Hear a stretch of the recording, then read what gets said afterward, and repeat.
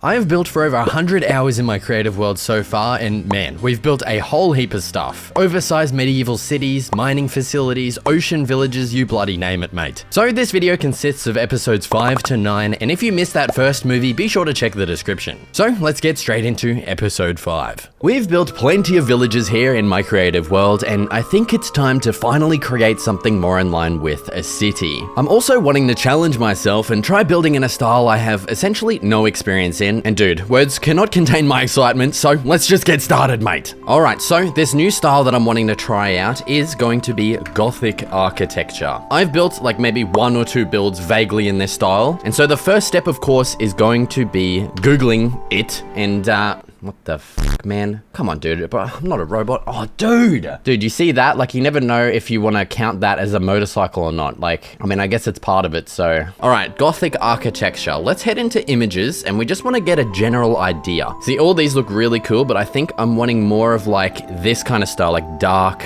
Gothic. So let's maybe refine our search to like dark Gothic architecture. Yeah, so this is kind of like the style I'm wanting, like really, like lots of pointy shit, like pointy roofs, maybe not buildings this extravagant, but more like, let's maybe add house on the end and just see if there's any, yeah, this kind of stuff. Like, that's perfect. That is actually really nice. So what we're gonna do, we like this, we're gonna copy it, and I'm gonna add it to my little inspiration chart here. Bang, there it is. Let's maybe find another house similar to this one that we might be able to replicate in Minecraft. Yeah, something like this. Look at that. That's so like interesting of a style. That's pretty cool. Now, something that I recommend doing if you're trying to learn a new style, but I don't really recommend if you already know the style, I guess, is to look at other Minecraft builds in this style just to get a general idea, okay? Just see what they do, like maybe to create those points on top of the houses. So you can see they use like an andesite wall or whatever, and then a fence. I generally don't do this because if you find something that's really cool, it's kind of hard to get that out of your head and like not just straight up copy it, you know what I'm trying to say? All right, and now we are here in my creative world, and it is time to get started. First of all, of course, we need to find a location. Now, already I am kind of looking at this area. I do actually really like this. The only pain is that we're not going to be able to really build on any of this because it's all just a big fucking slope, you know what I'm saying? I like the idea of having like a seaside Gothic city. So I would like to use this cliff, but it is very high up. Give me a minute. I'm going to figure out why this shit isn't loading properly and I'll find a spot too. Okay, so I'm going with my gut and I'm going to choose this spot, but we're going to do some heavy terraforming with the help of Axiom here. So the first thing I want to do is just generally lower all of this terrain a bit. It is very high up off the ocean, so what we're going to do for that is use the old elevation tool, of course. We're going to change the mode over to lower. Now what we're going to do is we're just going to start holding left click and start lowering this terrain until we get to a height that I'm happy with. Yeah, like that. So now that we have this height, we can change this over to flatten, and as long as we start clicking on this on the level that we're wanting, it'll now lower all of the terrain to that height. So that's how, okay, and now, because this is taking forever, we can change the rate and make it 32 instead of 8, and that's gonna go a lot quicker there.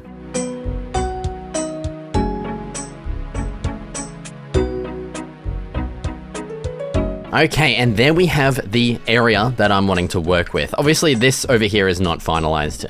We need to definitely refine that quite a bit. Okay, now you can see we have a little bit of a problem where there's heaps of floating grass and there's grass all on this, and it's just feral, man. So what we're gonna do is we're gonna head to the script brush tool and we're gonna change the preset over to clear foliage. Let's increase this bad boy quite massively, and we're just gonna encompass this entire frickin' area. Bang, it's already all gone, okay? Even all the floating crap is gone. Beautiful. So here is the kind of general area that I'm wanting to work with for our city. And obviously we're not wanting to just keep it completely flat like this. And so that's where we pretty much just want to introduce a little bit of variance to all of the heights of the village. So what we might want to do is select a height over here and then just kind of bring this out and create like a bit of an elevated plain kind of area up here. And then maybe branching off from this, we could have a secondary height out here, and that could maybe taper off over this way, just something like that. We might even get a third plane. Yeah, that's a pretty cool, like, little tiered way. We can get our pathway kind of snaking up along there to get up to the top. Maybe have a staircase on here. That's looking pretty cool. Dude, it's almost winter here in Australia, and I'm sweating my ass off once again. I'm not gonna showcase that again like I did last time, okay? I'll spare you guys the gory details, but I'm just telling you, it's there. I can see it on the chair. The sweat is flowing out of each of my ass cheeks right now. Okay, what we want to do now is change over the terrain to grass. So we're going to get the painter tool. We're going to set this to, I don't know, what are we setting it to? Now we're going to paint this on. And now having it as a cylinder like this means that it isn't going to paint the blocks below it. All right, there we go. We've now got some nice grassy plains. You might be able to notice there's a bit of a weird color change through here, which is actually a river biome. So to fix that, we got the biome painter. There's a solution for everything in Axiom, okay? God's sake, man. All right, let's get the plains. We're going to fill this bitch vertically. And we're just going to make this huge and just kind of encompass this whole area and just make sure everything here is plains. Bang, once we let go, there we go. The colors are all now nice and uniform. Bloody fucking beauty, I reckon. Okay, so here is our city's landscape so far, looking actually pretty nice. Now, obviously, it's not going to be staying completely grass like this. We're going to be adding plenty of roads and stuff throughout this, and dude, I'm pretty excited. Like, on top of not knowing the style, I haven't really built a proper, like, city. Like, it's more villages like this kind of stuff. I guess that's the most city closest thing that I've built, with the big roads and stuff, but I think this is going to be pretty different. I'm hoping. All right, well, now, I don't really know if we should get started with the roads first or try actually building some houses. Let's just start off with a house, I reckon. So I've got this image open to the left on my left side monitor here. I don't know why the direction matters, but it's there, okay? And we're gonna try and choose some blocks that are close to this. I'm thinking obviously deep slate. All right, let's get started on this house. I think what I'm gonna do just to get my bearings is I'm gonna try and actually match this existing house here. So it's got a bit of a foundation and I'm gonna make that out of stone bricks. Now on the left side here, we have this kind of hexagonal, I don't know what fucking shape it is, dude. Yeah, I don't know. I'm just gonna call it a hexagonal shape, okay? And so to emulate that, let's get our basalt pillars up. We will, of course, get our foundation to encompass this area. Yeah, that should work pretty well for that little area there. I'm also wanting to definitely build these houses at the scale of the player. So, like, for the door, I'm gonna use an actual door. I'm not gonna have, like, a massive door, like a lot of builders seem to do, which I honestly I'm not a big fan of, but I understand it. Like, I don't want a doorway this big, okay? I want a doorway like this. So that's what we're gonna be doing, all right? And that's already got me feeling that this is already a bit too big. We'll see how we go. We'll see how we go. Let's maybe make a double wide door. Like that for now, so at least that gives us that kind of area, and we'll put some stairs above the door. Now we do have a bit of a balcony, so I'm going to move this back a couple blocks. That should be a pretty good size, I'm thinking. Above this, we'll add a similar style kind of roof here, and then we'll go up an extra layer, and then our balcony will kind of be on this level here. All right, so now as for our wall texture, we're going with this tough andesite and stone, which I don't know is going to be the greatest combination because the tough is a little bit different there. Yeah, the tough does stand out a little bit too much. We might even just stick to stone and andesite and see how that goes. We can always just easily change it later with Axiom as well. Now above these windows, there's like a little bit of a roof, I guess. So we might try and see if we can add something similar in. We might even frame this up with some of these and then add a little bit of a bottom like that too. And then we can, of course, just clone this up to this window too. And that gives us some pretty nicely detailed windows. If we wanted to go, you know, sicko mode, we could, of course, add some pots in there. And to keep with the Gothic style, of course, chuck a wither flower in, bang, bang. And of course, in the reference, there is windows along this wall here, but we're not going to be able to really do that. All right, well, the rest of this is going to be pretty self-explanatory from here. So I might get the rest of this house built as a quick little bit of a time lapse. So let's get to it. All right, so continuing on, I built up the tower that's right in the middle of the house, along with getting some elegant window design slapped on. After that, it was time to figure out the roof, which actually quickly became the most challenging part of the entire build. We had the roof for the hexagon part, the roof for the main house, which was at the 2 different heights, and of course the roof for the tower. And once that was thankfully all sorted, I simply returned to the walls of the house to figure out some interesting designs for the windows using dark oak wood, which turned out quite nice actually. After filling out all the walls, I moved on to the front and sprinkled in some various details like hedges out the front. Okay, and there it is. There is the completed first house. Now, final thoughts. It did end up being a little bit different from the reference. So a little bit too late into the build, I realized that this hexagonal part is a little bit too big for the house, and that's when I actually ended up extending, like adding this whole section onto the house, just to kind of balance it out a bit more because it was a bit strange beforehand. Also, the elephant in the interior here, I'm not doing them, okay? I'm planning on building a couple of different variants of this house, along with plenty of other builds, and I just simply do not have the time to get to them, unfortunately. That is just the downside of, you know, posting weekly videos, okay? I can't exactly get everything done, unfortunately. But just to give the illusion of an interior on the outside, I have added those floors there so you can see them, and then also some glowstone that you can kind of see through the windows that'll emit some light at least. But yeah, that is the first house all done. Actually turned out way better than I thought. My first ever Gothic style house, and I'm pretty happy with it, man. There's some things that, of course, were a bit weird, like this roof up here I didn't really know what to do with, but all in all, pretty good. Now, looking at the size of this house compared to the area we have, you might be able to just kind of glance at it and, you know, realize that we're not really going to be able to fit that many houses through this area. So we're going to have to bump up the size of our area considerably, okay? If we want this to be a city at least. So what I'm actually going to do is go ahead and select this house with Axiom here. We're going to use the box select tool and just try and encompass the entire house like so. Sorry, I don't know why I went all like ASMR voice there for a second. Now what we're going to do is Control C that bad boy. Then we're going to go Control P. Yeah, that's the one. And then this is actually saving this as a blueprint. So we're going to be able to paste this in really quick and easily when we're building our city, because we're going to be pasting this a couple of times, of course. Okay, now with that blueprint saved, it is time to scale up the area considerably, okay? I might just get this done as another real quick time lapse, so let's get to it.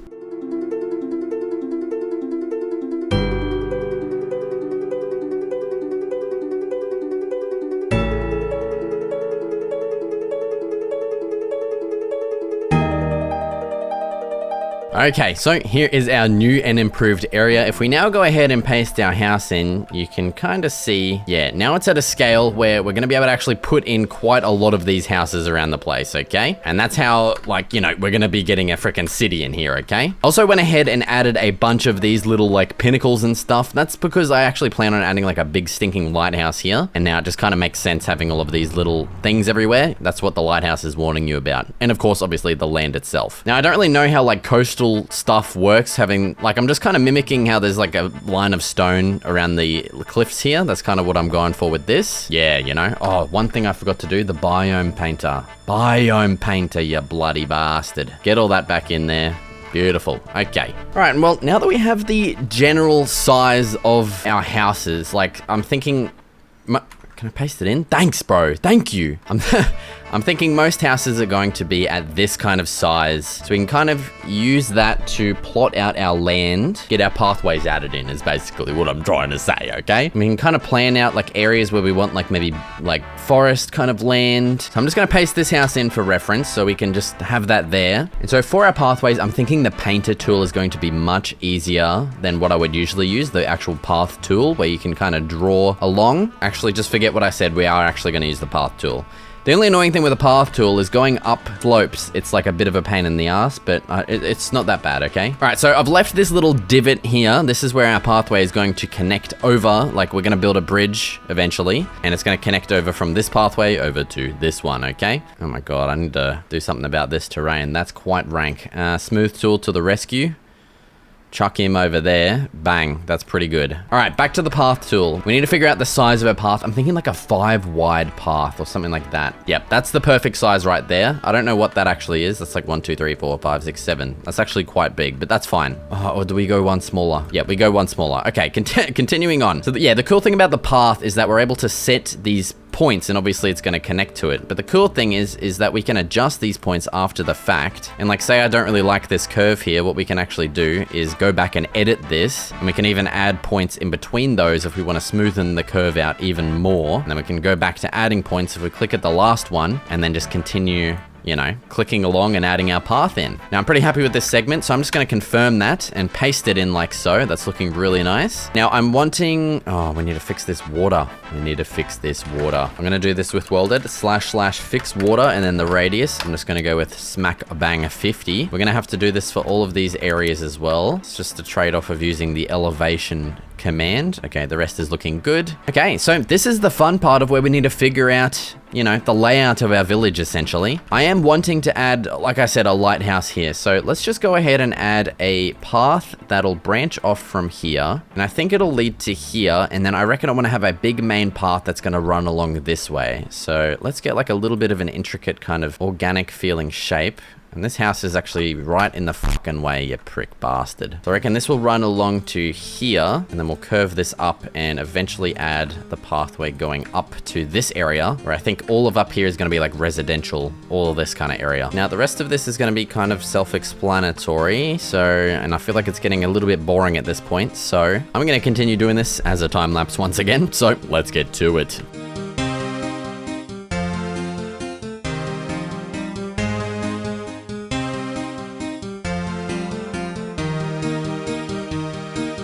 Alright, that is a pretty cool looking layout. I'm very happy with that. Obviously, it might not make much sense to you right now, but to me, I can see the city in my head, okay? So I use this kind of like, what remains of the house that I pasted in here. I use this as kind of the template, and, you know, we're going to be putting houses in all along these roads and stuff. So now, the only thing that really remains, like the bulk of the work, of course, is going to be building the frickin' houses, man. I've only got one built, and this thing took like, oh my god, dude, this thing took forever to build. So now it is time to get a couple more variants created. Obviously, we're going to be able to flip these. Yeah, there we go. So see, that's flipped. So whenever we build a house, we're going to be able to flip it and kind of use that to our advantage to make kind of more variants of houses, if you get what I mean. So it is time once again for another time lapse. This time we're going to be able to, this time I'm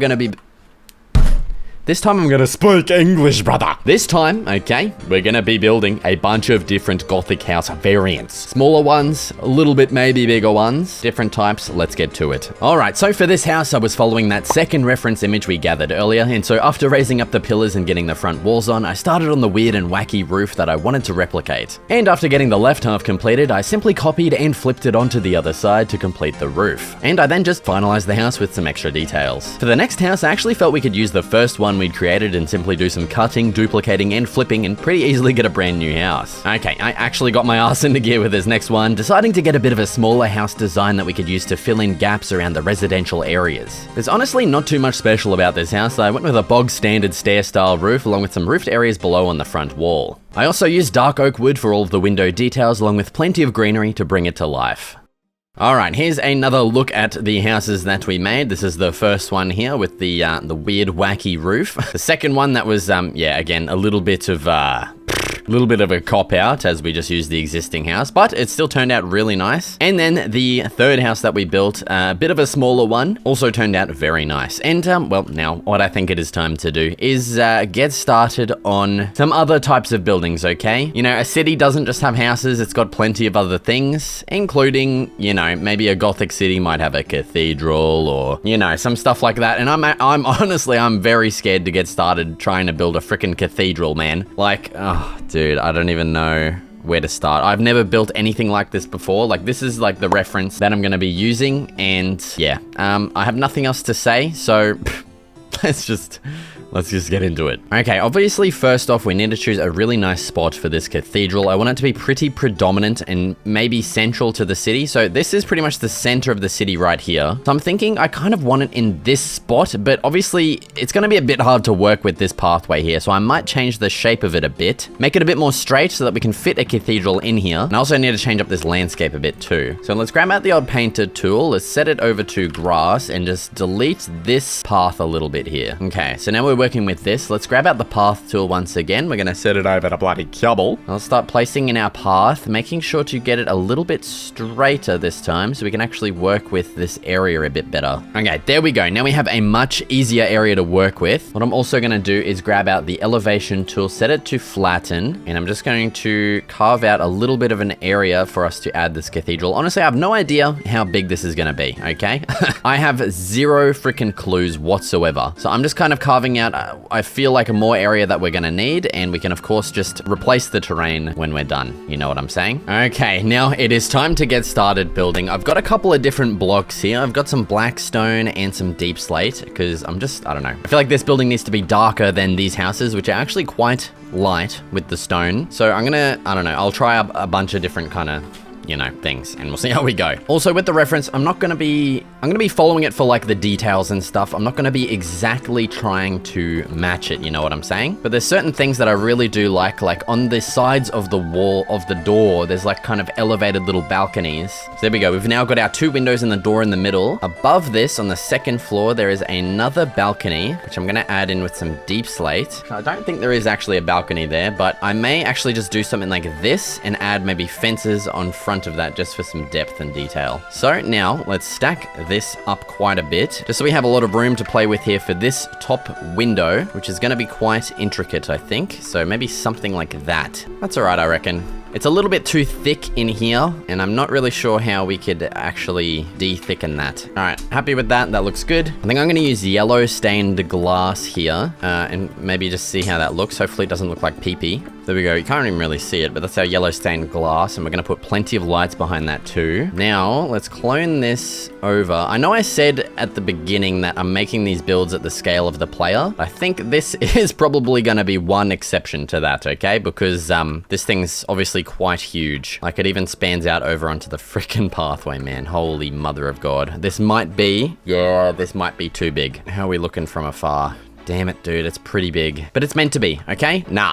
You know what? It's meant to be big. We're sticking with it. All right, door time. We're removing this section, and we have an absolutely massive door here. Like, this thing's ridiculous. So I think what I'm gonna do, obviously, because we can't make this usable, I'm gonna maybe make it open a little bit. All right, so there is our door added in. I do also want to add like a little bit of an arch, but I think I might just get the rest of this done as a time lapse because honestly, I feel like this was the hardest part, getting the front wall. The rest of it's gonna be pretty cinch, I reckon. We do have a big tower that we've got to get to, and I may still actually play around with the sizing because getting this built along with the tower, that's gonna take up this entire freaking quadrant here, and that is just a little bit bigger than I'm thinking. So I'm gonna go over to the time lapse now, play around with the sizes, and get the rest of this bad boy built. So let's get to it. Okay, so to get the size a bit more reasonable, I shrink the length of the walls slightly and began working on the roof. After adding some pointy stuff at the front, I extended the roof a bit and then started pasting the side walls on, along with heading back to the front wall to add some more intricate details. Now, as for the big side tower, I first built up the walls, then started on the roof, which I was pretty afraid of, but honestly, I think it turned out really good.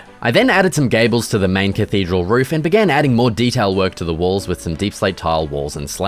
I then added some interior lights so we get that really nice glow shining through the windows. Now, time for my favorite part, the outside stuff. First off, I fixed up the path a bit, along with adding some more connecting to the cathedral. I planned on having a bit of a stinking graveyard around the cathedral, and first off, I built a mausoleum, which turned out pretty good. I then added some paths and got started building a giant fence that'd surround the entirety of the graveyard and cathedral. With that done, I got started on designing a few different graves that I then worked on copying and pasting around the entire graveyard. I don't know if it's weird or not, but this was definitely my favorite part of the entire build. Alright, now with the graves in place, I sprinkled in a crapload of grass and ferns, hand-placed some tall grass and ferns, and also began decorating a bunch of the graves with some flower pots. Overall, I think the cathedral, it is definitely very kind of basic level. I don't know. Like, there is so many amazing cathedral builds out there. I did not actually look at any of them, but there are, like, dude, this is like not amazing by a lot of people's standards, okay? So I apologize if this is a bit basic for you. This is probably as good as I can get in terms of a Gothic cathedral at the moment, okay? I definitely need to put a lot more work in. I think the tower, however, did turn out really nice. I love this roof as well. Like, yeah, I'm pretty happy with that. But where my strong suit did come into play was, of course, this nice outdoor lush area. Well, it's not that lush, you know, there's a lot of dead cunts in here. But the grass, the flower pots, really just, I love that little detail, just sprinkling them in. And this freaking mausoleum, I keep calling it a mausoleum, like an idiot. I had to redo that voice line in the time-lapse a couple times because I kept calling it mausoleum like an idiot. Yeah, this turned out really nice. I'm pretty happy with this. And yeah, that is literally, like, this entire quadrant of the city is now completed, essentially. I didn't think that the cathedral would end up taking this entire area up, but, well, here we are, man. Oh my god, I forgot to add grass on this side. Whoopsie daisy. By the way, if you want to know, for some reason, how I'm adding the grass, we have a noise painter brush set up to add grass, ferns, and air blocks, and that's all kind of scattering it along. I've also got this mask set up here to only replace the air above the grass. It's a little bit complicated to set up, but you get something really nice like this without having to do a lot of work, which is pretty good. All right, I think what it is now time to finally do is actually start filling out the city with a bunch of houses, okay? We've got got plenty of spaces around the place that, you know, need to be filled. And so I'm gonna cram this bad boy full of as many freaking houses as I possibly can. So let's get to it.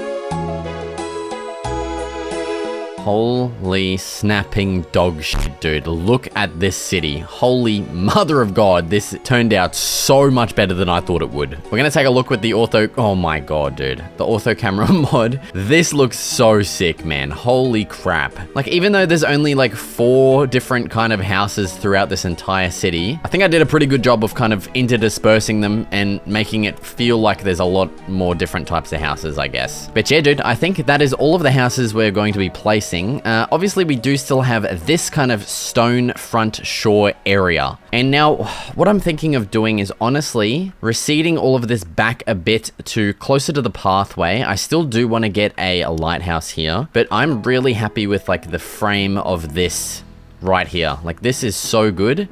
And I think adding stuff along the kind of stone here might just end up looking weird. So let's go ahead and grab out... Okay, that's definitely not an excuse for me being lazy, all right? Just shut the hell up, okay? I don't want to hear it.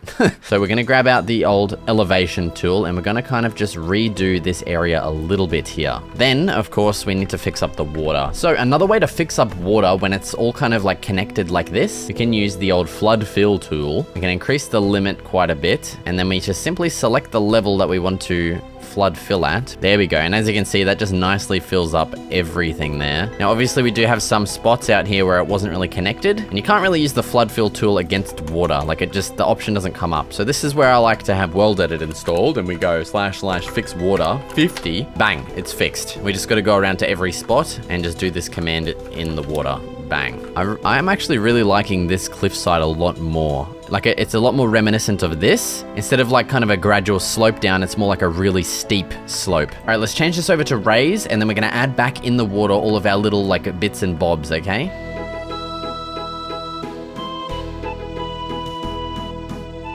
All right, and that's looking pretty cool. I'm happy with that. I think it is now time to get started on the lighthouse. So obviously we're not going to be going for like the standard white and red kind of lighthouse. We're going to be going, I think, with maybe a deep slate lighthouse here. And actually, let's maybe try making this out of shapes just to make it quicker and easier. All right, let's paste in a, not a sphere. What do we want? We want like a circular cylinder. That's the one, you fucking dickhead. Make this quite a lot wider. So this is going to be the base here, and then we're going to paste a copy so that way we keep our selection here, and then we can just move this up, change the diameter down to 7, make the height a bit longer. We're going to paste a copy once again. Let's move this up and shrink it down now to 5, and that I think is going to be the final height there. Bang. So there is our basic lighthouse shape, nice and easily done with the shape tool. Makes things so much quicker and easier. And so now let's try and get the kind of top area of the lighthouse built. I think it'd look cool if we had like these big kind of supports supporting the top of it like that. Let's go ahead and paste this on every single side. There we go. That's come along pretty nice there, I reckon. Okay, now let's go back to our cylinder. Paste that in smack bang in the middle. Make this down to 5. This is where our actual light for the lighthouse is going to be, you know what I'm saying? And then at the top here for the roof, we want like maybe a cone shape. Yeah, that's going to be good. Increase the diameter by 2, and then we have our roof right there. Bang. I do, of course, want to change a lot of these blocks over from the deep slate that they currently are, deep slate tiles. Let's replace these pillars with polished deep slate. In the middle, of course, we will replace this with the glass. That's looking pretty cool. Oh! We will also add a little bit of an iron bar fence along the top, and see how it's actually all connecting to the walls here as I place this. I have a really nifty trick here with Axiom.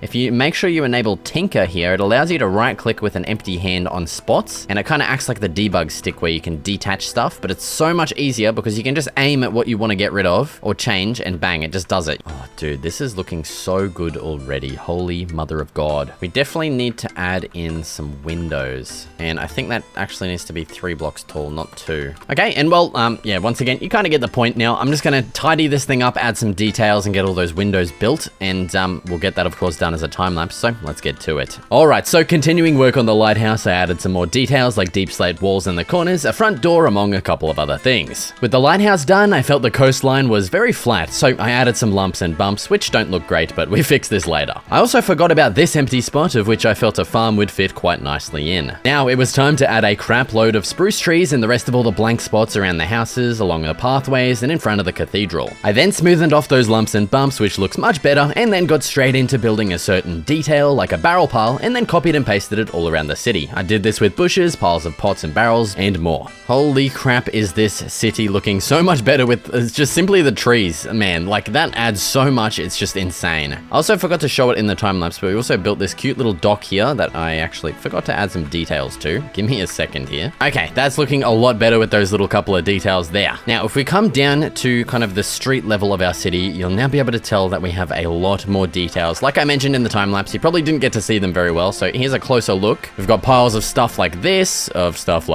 and we've got plenty of little bushes scattered around as well, and the trees, man, the trees! It's actually insane. Well, I think I already just said this before, but it's insane how much better this looks with trees scattered around, man. Holy crap. So this is a look from afar at our village, at our city, I should say, what the hell. And also with the ortho camera mod. Oh man, that's looking quite good, I must say.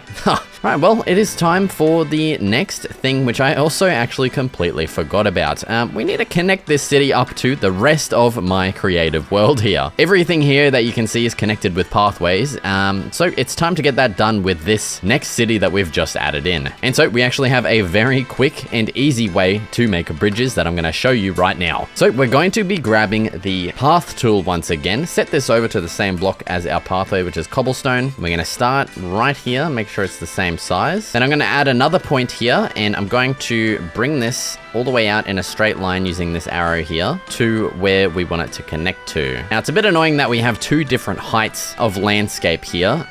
So I think to get around that, what we could do is confirm that first of all, and then we could add some kind of like tower here that we can use to scale up and get onto the bridge. So we actually have pretty much almost exactly what I want right here in this village that we made in the first episode of this series. I'm actually going to paste it up here so I can clean up the surrounding landscape here and the actual tower itself. I'm going to middle mouse click to position this exactly where I'm wanting it, and we're just going to kind of do that. Bang. And then we have our entrance onto the bridge right there. Perfect. And now I feel like one massive arch is going to be kind of cool, I reckon. What we can do is with the path tool, let's select the middle of the bridge here, roughly. I'm just doing this with my eyeballs. Then I'm going to select down here where I want the arch to stop. And as you can see, obviously that's a straight line now. But if we change this from line over to Bezier curve, what we can now do is select this point and actually add a point in between these, and then we go. That's going to give us our arch, and we can obviously tweak the shape of the arch by moving this point around, and I think that's going to be pretty good right there. So we can actually tick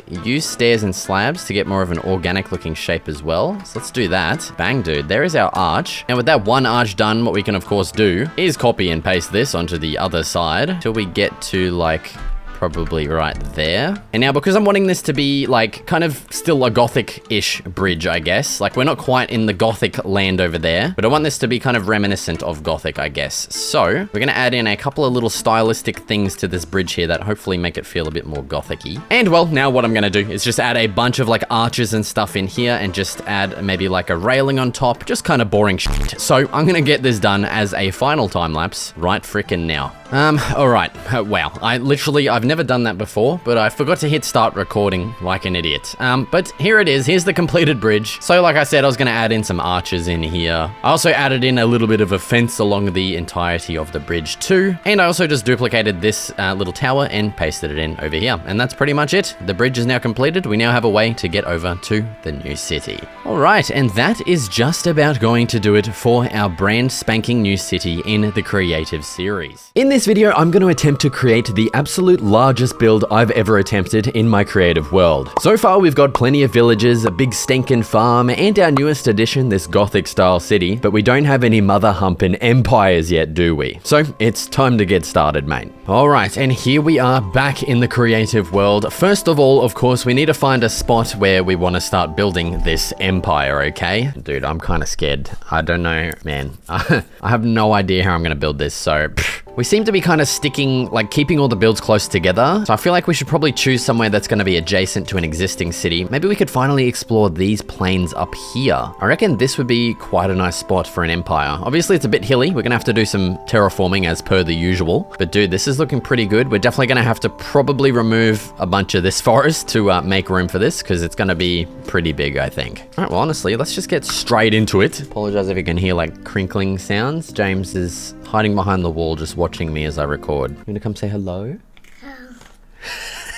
All right, so some little lumps and bumps here and there are gonna be perfectly fine, but I mainly want to address this situation up here. We've got quite a big hill up here, which, I mean, it would be pretty cool to try and work around that. Honestly, all right, maybe we just try and work around the existing terrain and see what we can do, and we'll flatten it if we need to. But one thing actually I definitely want to do, I want to grab the script brush tool here and set this to clear foliage, and we're going to start getting rid of some of these trees around here, just because I want some more area to work with. Now, I don't know how far, I honestly have no idea. I want this build to be massive, okay?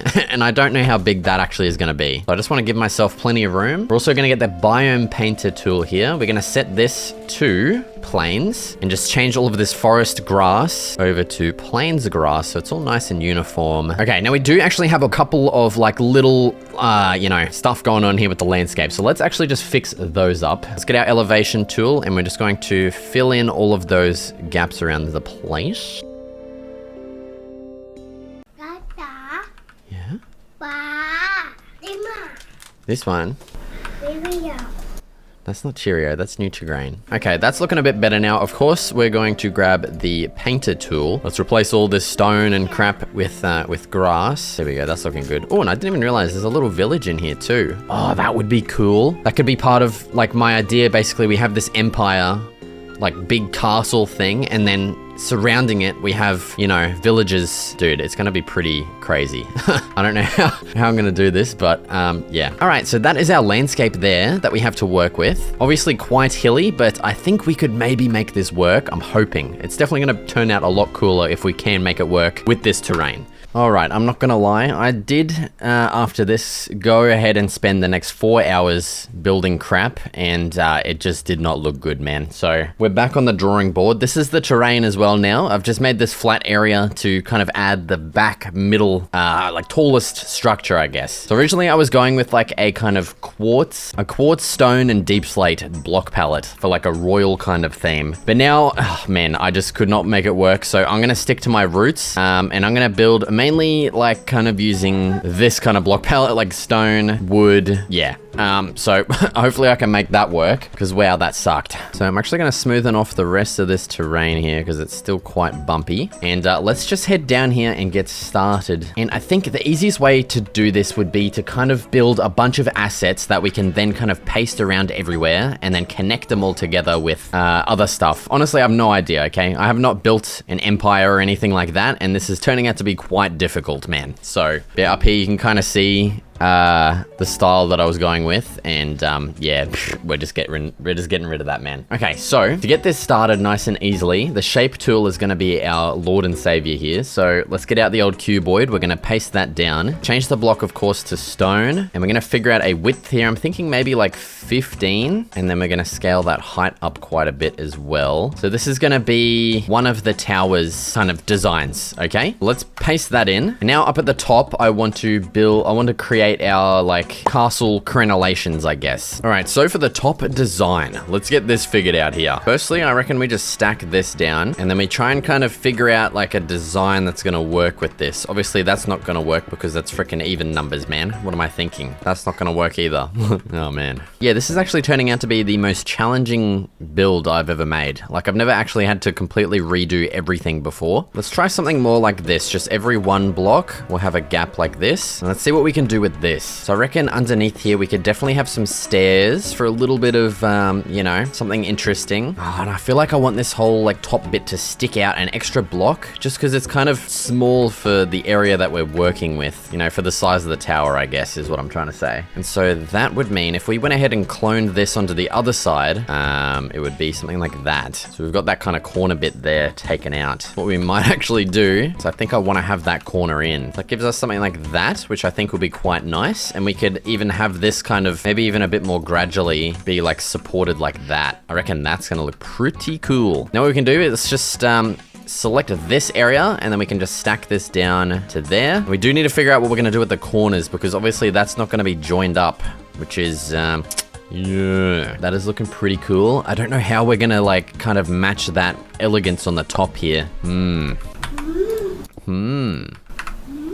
Maybe, what if we had stairs in there? I don't think I want to go too like crazy with the details, because this structure is going to be so large. I feel like less is more in that kind of regard, you know? But what I am thinking, maybe some walls in here would be a nice detail. I know I just said I don't want to add too many details, but I just want to see how this looks. That's all right, that could work. All right, let me just try copying this entire thing onto this side here and see how it looks so far as like a completed thing. Oh, that looks quite like cool. All right, yeah, that is a pretty cool design for the tower there. I'm pretty happy with that. Now, of course, let's get on to detailing the rest of this. So I'm thinking some big archways might look nice for this, and I reckon maybe 2 side by side could work pretty well. So let's get maybe something like that and that there. Might actually even make these a little bit slimmer like that. There we go. Now at least we have 3 blocks in between each section. And then as for the actual arches, we could probably just add in some simple stairs like that. Now something else I did want to try as well was adding like an external bit, you know, around this for some extra depth to kind of like frame it. Let's clone this over to the other side. Bang, look at that. That looks awesome, dude. Now I reckon we could alternate this detail. So we kind of have this segment of detail, then below this we could have maybe some like small windows like this. Yeah, that's gonna be some cool detail, just kind of alternating those around the place. We need to add something to this, maybe. Let me crack out the odd spruce. Man, I have not used spruce in like a while for a main kind of build, but I think it's time. What if we just get a simple little bit of a window design, kind of like that? Yeah, I reckon that could just add that extra little touch, just, you know, extra depth as well. That's looking pretty cool. All right, so there it is. That is looking, man, now I don't know how I feel about it, but I think we'll just leave it there for now, because I think it is time to move on to kind of expanding this, you know, instead of just being one big stinking ugly looking tower like this, we need to start adding more stuff. And this is where it gets very hard, okay? Like I want this thing to be like a big congealed mass of towers and roofs and just like bits of wood and stone everywhere, but I just don't know really how to do that, because I've never done that before. So it's definitely going to be extremely challenging to get this right. So I think first of all, this tower definitely isn't tall enough. I think it needs to be quite a bit taller in order for us to kind of add more buildings and stuff onto this. So I feel like that should be a decent height for now. I'm going to stack this down to the ground. So on this side, let's get just a standard like stair roof like this going. I'm going to use the clone tool to try and speed this up. So let's actually select all of this. We're going to move this out quite a bit out here for now. Let's figure out the actual building size. So let's go ahead and place down another one of these, and I want to get it in the exact same spot as the tower there. So now let's reduce the height. Let's maybe get it up to there. Okay, I think that's going to be decent for now. And then we're going to rotate this, and I think maybe make it a little skinnier. This might not make sense right now, but trust me, it's going to. Let's get our roof here. We're going to move this up quite a bit. Now we're going to have to do a little bit more cloning to get this roof sticking out a ways. Yeah, that's perfect right there. And we're going to be using spruce for the main kind of body of the roof. I'm going to clone it on the other side as well, and I'll probably get another roof added.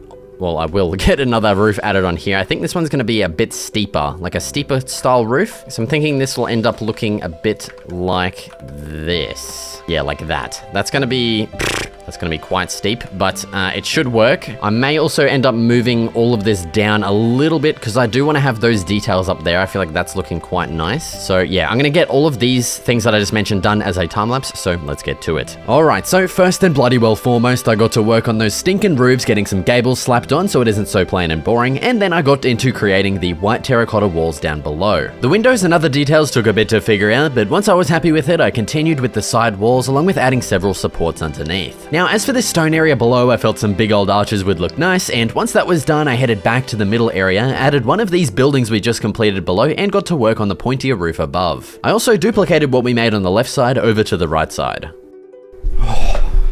Man, I'm not kidding when I say that this shit is hard.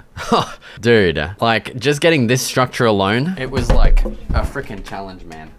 So the next question is, where the hell do we go from here, okay? Obviously, this structure is pretty big, but it's nowhere near the final size of the entire kind of massive buildings that I'm, like, wanting, I guess. Ooh, okay, honestly, I just, you know, got an idea in my little head, okay? I'm thinking what we could do from here, we could extend this out that way, like to there, and add another one of these towers on, and then, I don't know, figure it out from there. So we're gonna get rid of this arch. Let's just make this back into like a full wall here. Just with the old bloody stack tool. Stack him right bloody down. Oh, and how is this gonna work? Oh, I know exactly how this is gonna work. Okay, so we're gonna get like a big, thick, basically wall going like that. Let's stack this out to about yay.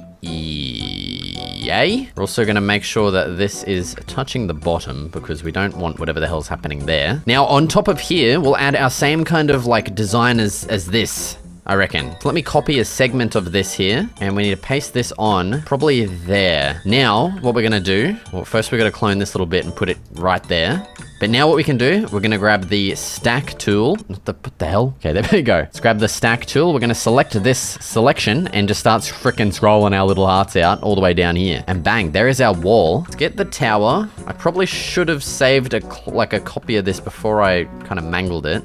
But, oh well, what can you bloody do? Okay, there we go. There is our tower. What I'm actually gonna do now is select this and save it as a blueprint so that we can easily just grab this whenever we want, because I have a feeling we're probably gonna use this tower design quite a few times throughout this build. So make sure everything's selected. We're gonna do Control C and then Control P and save it as a blueprint. Okay, now with our tower at this point, what we're gonna do is actually lower this quite a bit because, what the fuck? Come on, you bastard. Select the whole bloody thing. Okay, and let's move it down. We don't want it to be, you know, at the same height. We want this to be basically the tallest point of everything. I'm thinking a bit more of a modest height is gonna be like right there. Paste him right there. And then, yeah, what I was thinking is we just grab this part here and we just stack this across. And of course it doesn't line up perfectly, but that could be pretty cool. I mean, I feel like we're probably actually just gonna add another thing here or something. So, I mean, you know what? We'll leave it there for now, just so we don't forget about it in case if we actually need it. Oh, and look at that. That lines up perfectly as like a nice little doorway. Hell yeah. Okay, we just need to fix this up. All right, and then we're gonna get this kind of stuff going on this side here. And bang, dude, look at that. We're expanding. We are expanding our crap out here. I'm gonna stack this all the way down to the bottom. Dude, this thing... This thing's gonna be ridiculously massive. I'm not even kidding. Look at the size of it already, man. Like, just look with the ortho camera mod and how much space this takes up. Oh my god. This is ridiculously huge, man. It's just... I've never built something this big before. Well, I have, but not this, like, crazy detailed, you know? Like, I've done my megalophobia builds, but this is just on a whole nother level, man. Oh, now what I'm thinking, what actually might make this look really cool is having a roofed section across this here. I think we're gonna have to do that, which is kind of annoying because all of these details I've added are gonna get covered up by this freaking roof. So that's actually a little bit annoying, but that's okay. That's just the price you pay. So let's start figuring this out. I reckon we're gonna get this pretty tall, maybe up to about here. And then I'm just gonna add like a nice kind of like circular, like semicircular style kind of roof. Oh, and I did forget to mention, I added like a blackout behind all the windows because, I mean, if it wasn't obvious already, we're not doing interiors, man, okay? It's just gonna take way too long, man. And like this project's already way past my normal scope of builds, if that makes sense. Now, actually, a way that we could get the shape of this roof down nice and easily is going to be with the old path tool. What we can do, let's create those 2 points. I'm actually just going to do that. Now what we do, we get the path tool and make sure we set it over to a Bezier curve. Then we're going to select these 2 points, go back to this one and add a middle point and make sure it's in line with these ones. And then we're just going to move this up. And you can see there, that's giving us pretty much the exact shape that we're after. We can also choose to use stairs and slabs there, and that's going to give us an even smoother roof. That is looking sweet, man. So let's change this over to our spruce wood. Bang, and we're going to paste that in. Oh, dude, that looks so good right there for bloody no work. Look at that. So next what we do, we just replace those, and then we just simply grab the old stack tool, make sure we get everything selected, and we just start freaking scrolling our little hearts out. Bang. Look at that. There's the roof. She's already bloody done, mate. It's just that good. God, where would I be without Axiom? I would be on the freaking streets right now, man. I would be... Like, imagine doing all this crap with World Edit, man. It's just not feasible. But, like, that's just so good, man. Okay, so that's our roofed Well, our roof for the roof section done. We of course need to get the supports added in as well. Let's just add those on and have another squiz at how that looks. Please line up, please. Oh, that's all right. We can make it work like that. Take a look from afar. Yeah, that's looking pretty good right there. That's yeah, it's pretty good. Sorry, I don't know what happened just then. Okay, bang. Copy it onto the other side. I feel like we definitely need probably some fence gates in between here. And that does need to overhang as well, just a little bit there. Let's get the old spruce fence gates and do something like this. Clone all of this crap onto the other side again. Bang, there we have it. Roofed section of the wall here, done. That's looking awesome, dude. Now, where do we go from here? Jesus Christ. I feel like we should probably establish like the outer perimeter, but I don't want to like limit ourselves. I just want to keep going as much as we can. You know what I'm saying? Okay, no, I've got it. Okay, I just had to sit there for a minute and think about it. But what we do, we select this part of the roof here. Bang. That's going to be our smaller version of this, like, house building. Is that too small, though? That's too small. It's too small. We need to get more like that, I think, is actually going to be quite nice there. Please don't tell me that's the exact same size that I had. No, I think that's actually bigger. Okay. And then what we do, we go right in the middle of this here, and we smack it in. We smack him in right here. Scroll up a ways. Maybe actually like there. And we have like a, kind of like a tower, but like a house. There we go. Okay, now what we do, we stack all of this along till we reach here, of course, and bang. Now, of course, we need to add in like these kind of walls and stuff, like so. We can use the extrude tool here. Dude, such a freaking time saver. Look at this bad boy. Like you can just, oh, it's just insanely good. Like I always harp on about how good Axiom is. Like I'm actually like sponsored by them or something, but I'm not. Like the amount of free like advertising I'm giving to them is just kind of crazy, but I mean, they deserve it with these tools they've made. It's just, it's seriously, it just makes Minecraft building completely, like a completely different game. Like I would not be able to get this kind of size of a build done, literally. Just, I wouldn't be able to. We need to figure out how big we want this, and then it's going to go down to like another stone kind of tower like we've done over here. See, we've got the house part, and it goes down to the stone tower. So I reckon we extend him down to about yay, and let's start figuring out our pillar situation as well. Yeah, dude, that's gonna look awesome. We can kind of build off that too. We can add some more houses, and I just wanna go crazy with it. Honestly, what we could even do with this is move this whole thing over and add two points. That might actually look super cool. Let's select this whole thing again. And we want to move that corner to be in the middle, like that. Then we're going to clone this whole thing. Dude, I might be cooking right now.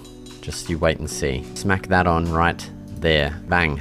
Double jointed. We're kind of going crazy with it. And the roof's already good too. We don't have to fix it. Okay, that's actually so cool. You know what I'm going to do? I'm going to continue doing this as a time lapse. After that, I'm going to sit here for probably another 30 minutes and figure out where to go from here. So, let's get to it. Continuing on, I added all of the wall and window designs as well as the big stone supporting tower below. I then just felt like adding another one of these here, as well as extending it a bit longer. I felt it was a pretty good spot to add it in, so, you know, why the hell not? I also forgot to show in the time lapse for some reason that I actually duplicated all of this over to the other side as well. I wasn't really planning on having all of this be symmetrical. That's the word I'm trying to say. That's crazy, dude. Compared to what I had before, like that you guys didn't see, this is like 100,000 times better. I'm not even kidding. I also just realized we need to extend all this out to freaking, you know, make sense here. Out to there. There we go. That's a lot better. Now, once again, where the bloody hell do we go from here? Actually, what I want to do is start adding in some walls, okay? And I want to show you a really cool trick. If you forgot what we did over here with these walls, we're going to clone a section and kind of get the size right that we're wanting for these walls. So as for width, I'm thinking that is going to be pretty nice. So let's clone this out. I'm also going to stack this so it is like a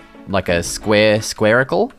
I don't know what I'm saying, dude. There we go. That is perfect. Now we're also going to stack it up a bit higher, you know, to where we want the height of the walls, I guess. So maybe about there, I'm thinking. Now, what we do is get the old box select tool. We're not going to cut it. We're going to copy it. Okay, now let's try again. Custom clipboard.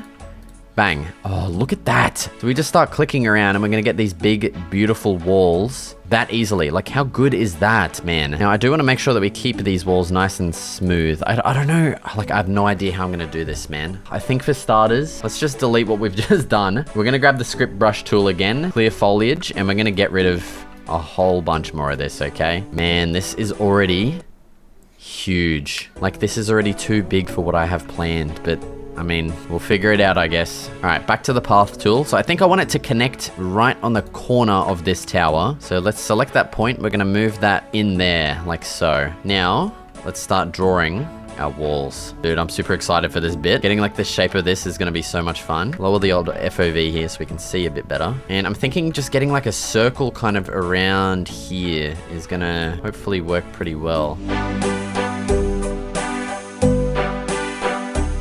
I feel like we went a little bit too wide over on this side, so I'm just gonna refine this up a bit, and I will be back. All right, I'm thinking that is looking pretty good. Let's press enter and confirm that, and holy crap, dude, look at that. That is awesome. Oh my god, that's huge though. Jesus Christ. Let's just go down and walk it kind of ground level here.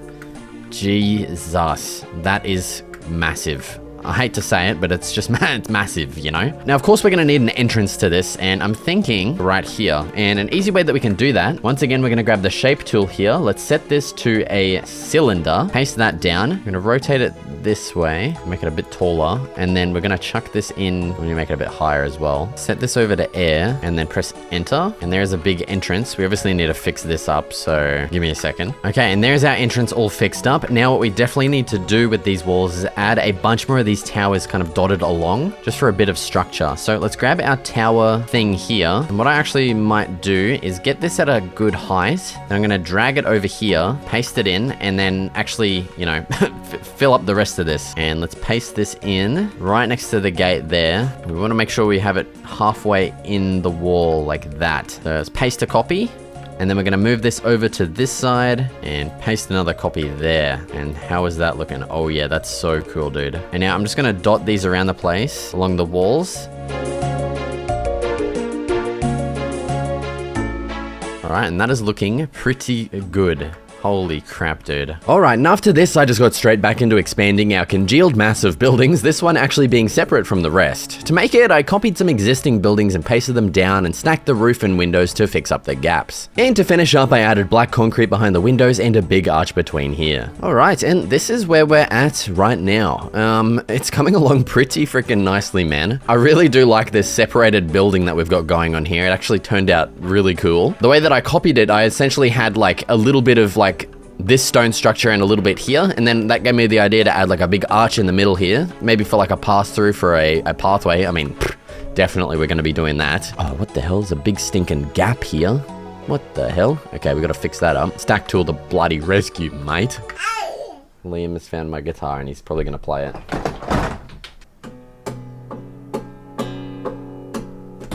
You like that?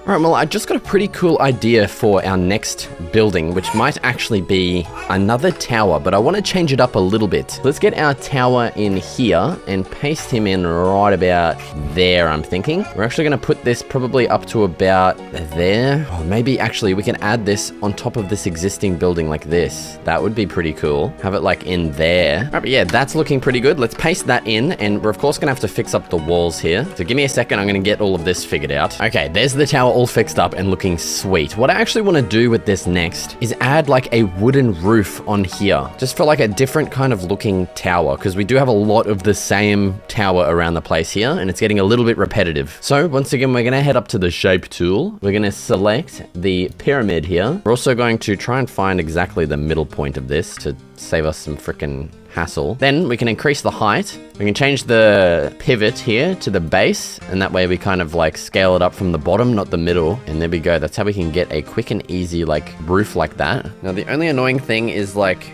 that's as detailed as a pyramid we can get, I think. We kind of need to add the details ourselves after the fact. Oh, actually, look at that. There's a cone. There is a cone. That actually might be the exact shape that I'm looking for here. Okay, and then we're going to lower the height. Oh, dude, that might be perfect right there. And yeah, dude, let's paste that in. I think that's like what we're wanting right there. That's like essentially the exact thing I was going to do to what we had to make it look better. All right, well, that's that building completed. Now it is time to figure out, you know, how to expand from here, how to keep the kind of chain of houses going. So first of all, I'm thinking we could probably add another roof here and get like a normal kind of ground level house added in. So to do that, what we could do, we could copy this entire house that we have here, and this could actually work pretty well. So let's get all of that copied, and then we're going to rotate it and paste it on over here and just see how this looks. Maybe like out a bit further to like there, and we can kind of stack it down. This is probably the hardest part for me, is like trying to find a nice way to combine all these houses together. It's actually pretty difficult. Oh, okay, actually, I've got an even better idea. What if we use these houses up here instead for something a bit more interesting? Yeah, dude, that looks way more interesting. Let's paste that in. We're gonna have to do quite a bit of fixing up here. We got a lot of roofs and stuff kind of intersecting these, but dude, that is like perfect. And well, from here, I think what I'm gonna do is just, you know, probably another big time lapse of just adding in the rest of all these houses and figuring out where I'm going to kind of, you know, add more on and get this entire area filled up with houses. So, let's get to it. All right, so continuing on, I finished up this house we were working on before, along with getting another tower added beside it and a couple more large houses spread about. I then felt like we needed some chimneys up in here, so I got those added along with pasting in some medieval house designs I'd made previously and scattering them around in some blank spots. Now onto the pathway, I snaked this around the entire kingdom to connect up every house. And now for some trees, which definitely elevated the entire kingdom so much it's kind of crazy. All right, we're just down here at my Gothic city, just kind of taking in the sights. And it's just because, you know, while I'm building, you don't really realize the size of of the thing. It's kind of ridiculous. Look at how big that is. That's just like, I think I went too crazy with this. Like the sheer size of that compared to everything else. Like obviously this city in scale is bigger, maybe, but just the size of the actual buildings. Like if we come down here and just kind of walk at street level, look at this, dude. Like everything's barely moving. It's that big, but dude, it looks so nice down here as well, especially with all the trees added in. And well, I think that's where I reveal the fact that this build, it's only halfway done, okay? You know, I'm planning on making a second video here, like part 2, essentially, where we surround this thing. I don't know exactly with what, like all kinds of farms and towns and cities and stuff. I just want to make this like an absolutely gargantuan build. Like this is already huge. It's gonna become okay, settle down.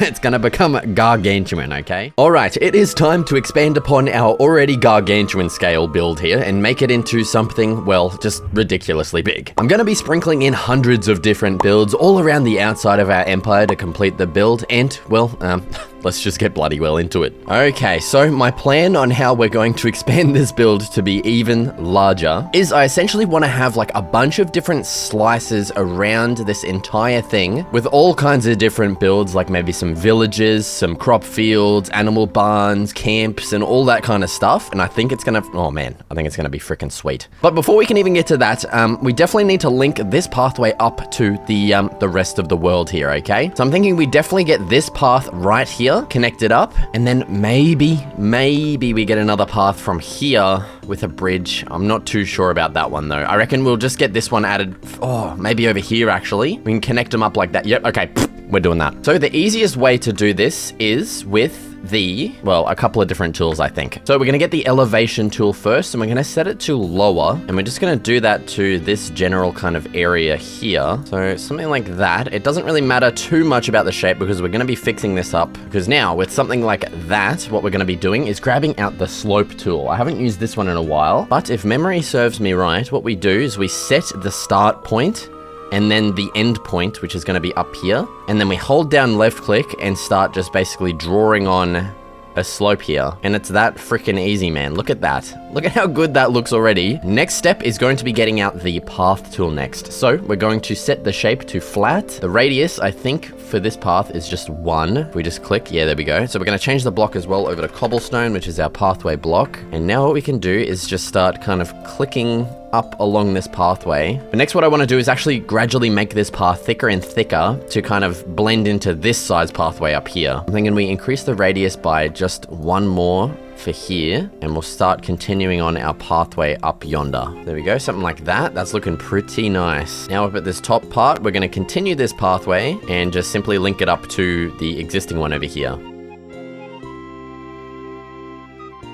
Okay, and there we have it. There is the pathway linked up. Okay, now I'm just gonna go ahead and clean up the pathway, get rid of all the grass and these little weird bits of kind of stair block everywhere, which is, it's so annoying, but yeah. So I'm gonna get that done real quick and I'll be right back. Okay, there is our path all fixed up and looking absolutely beautiful. I think what I'm gonna do now is continue this path up around this way, and then, like I mentioned before, link it up over to our little dam wall over here. And then honestly, I think I wasn't going to do this, but I think what would look nice is to just continue that path and just surround the entire area and kind of like set a perimeter for all of the builds we're going to be making. I'm going to kind of prep all of the land as well while I'm at it. So let's just get started on the time lapse right now.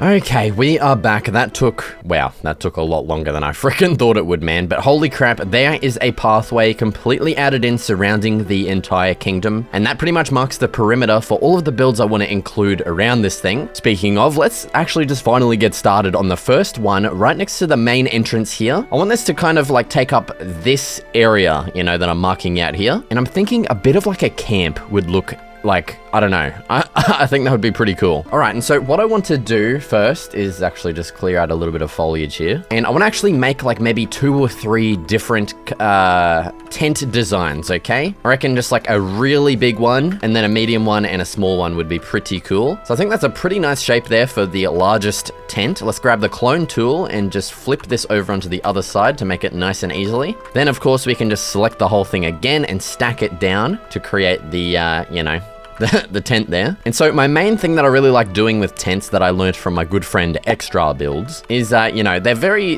blocky and you can't really, there's no freaking wall slabs, okay? It's just the way it is. And so a good way to kind of break that up a little bit and make it feel a bit smoother is to add these kind of segments with some spruce wood. So that kind of like smoothens out the outline of it, I guess. And what we can do once again, clone this, flip it, paste it on the other side. And then we can also clone this down a couple more times. Let's leave maybe a gap of 3, something like that. That actually lines up perfectly, which is kind of crazy. And there, as you can see, like the tent itself is still pretty blocky, but that just helps kind of smoothen out the frame of it. I don't know, dude. I don't know how to explain it, okay? Right in the middle, let's add in a bit of a kind of supporting thingamajig like this. And now, of course, in here, we got to add in a bunch of different details. So I reckon for this big tent, we can have a couple of kind of scattered beds, maybe towards the back here. Something like that, a little bit of a sleeping area, and then maybe off to the side. I just started searching storage. What the hell? I'm thinking I want to add storage, but I need to get chests and barrels, man. There we go. Just a couple of different storage blocks, and we can maybe add some, you know, my signature thing, okay? It always looks so good. Just piles of chests and barrels, okay? Also, maybe like a little bit of log kind of firewood storage would look cool too. So let's maybe get like a log or 2, couple of slabs for detail. Bloody well beautiful. I think underneath this, we definitely need to get like some coarse dirt or something just to kind of, you know, get a bit of a different floor situated. I think we will use coarse dirt as well for the actual path that'll run along this.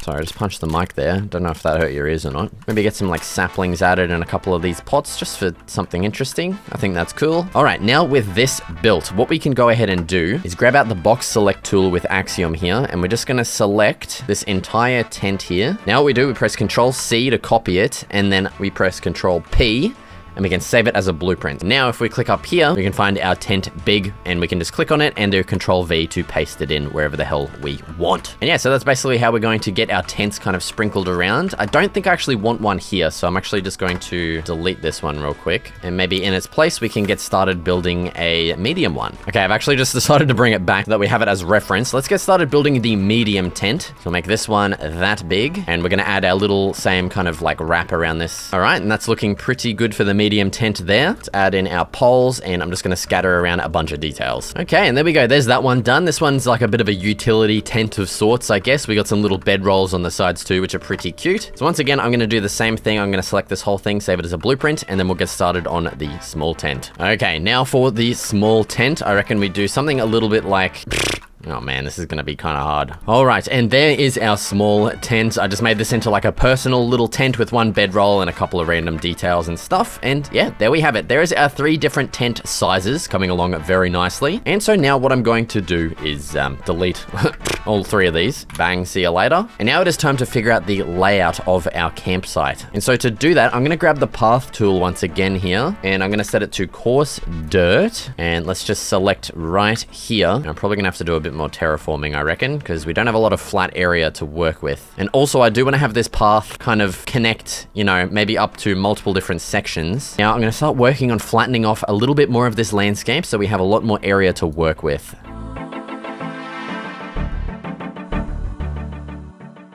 Okay, and now with a lot more kind of flat plains to work with here, it's time to start pasting back in all of our tents, okay? So let's grab the big boy here and maybe get this one added right here. We can also do paste copy, and that way we kind of keep our selection here and we can start pasting more of them as well. So I reckon the second one, a nice spot would be right up here on this little hill. And then something as well that I want to try is rotating this diagonally and see if it's actually gonna work. So what we can do for that is do unlock rotation, and that allows us to kind of smoothly rotate it. I want to get it 45 degrees, which is like that. And, wow, that's more than messed up. Holy.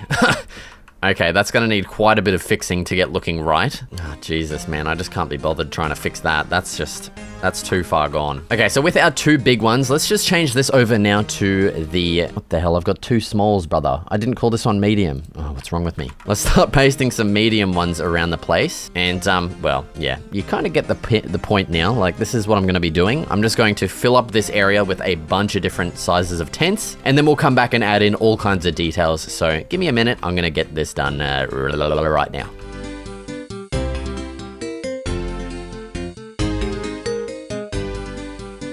Alright, so there is the final layout for this camp, and dude, this thing turned out so nice, man, honestly. I left this big gap here because I do want to add in like a big stinking campfire, like kind of the main campfire of the actual place. So I'm going to go right into the smack bang center, place in 4 hay bales and 4 campfires for like a big old campfire. Then as for the seats, some freaking spruce logs, of course, are going to work perfectly for this. We'll get the classic 3 around the sides of it like so. Okay, and that one's a little bit weirdly placed. There we go, something like that. And then I reckon like a cauldron hanging above this, cooking some stuff would look pretty cool. Oh, okay, maybe if I didn't throw this. We're definitely gonna have to move these chairs back a bit actually for that. So we can have that from maybe here, build this up, and then add 2 cauldrons like this. And then we can use our debug kind of hand thing to connect this up to the actual cauldrons like so. And now I'm thinking those walls are a bit too thick. So I might keep the walls as the base, and then we'll use iron bars here instead. Do that debug thing again to connect that up there.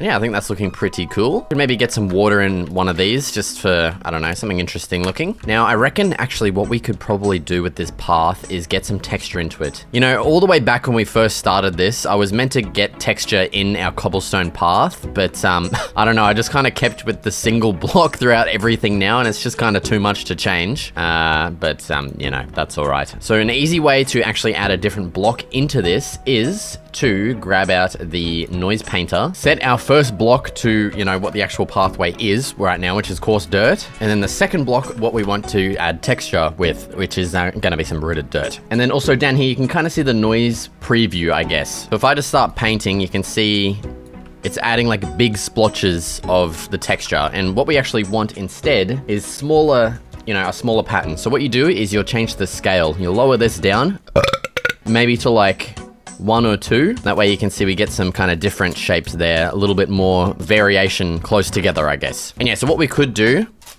stop kid. What we could do is just kind of calmly, are you right, James?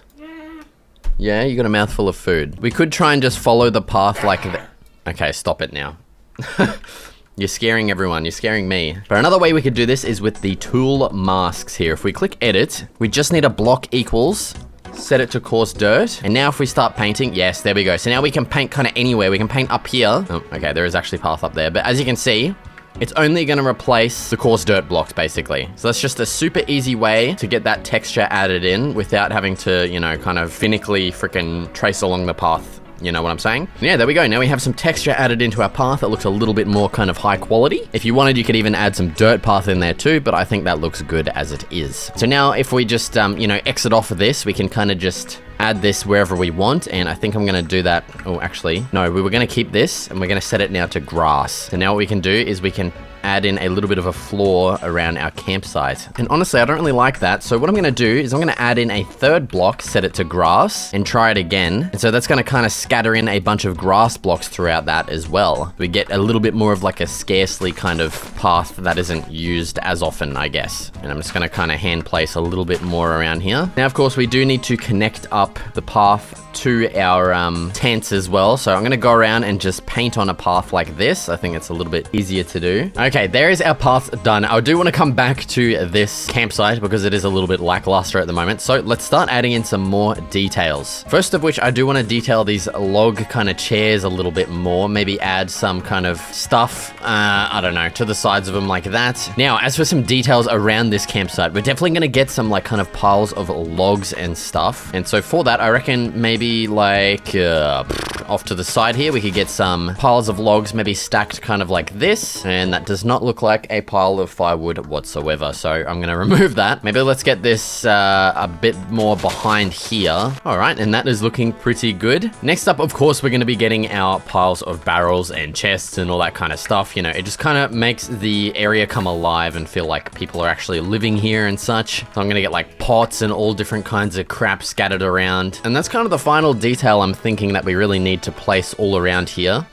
Might even get like a cart design or two. So let's make one of those real quick. So we're going to get a little bit of a 2x3 kind of slab structure here. For the wheels, let's get some oak trap doors. And then so it looks like it's actually like a cart and it's being held in place. We can get this little bit of a fence, right click this side to connect it up to the slab, and there we have it. Now on here we can add all kinds of things. Some of my favorite are maybe some amethyst buds, some pots, barrels of course, and some bloody chests, campfires, and even a bit of a lantern like that. Little bit of a cart design. And yeah, so now what I'm going to do is I'm going to scatter all of these kinds of details around the place, around the entire campsite, and then we'll finally move on to the next section. All right, so first up I pasted the cart and storage pile designs all around the camp in spots I could find, on top of getting a secondary campfire situated, along with adding a couple more tents in where I could. All right, so there is our campsite all completed. I think it turned out pretty freaking sweet. And now what it is time to move on to is our next little segment here, of which I want to make into sort of like an animal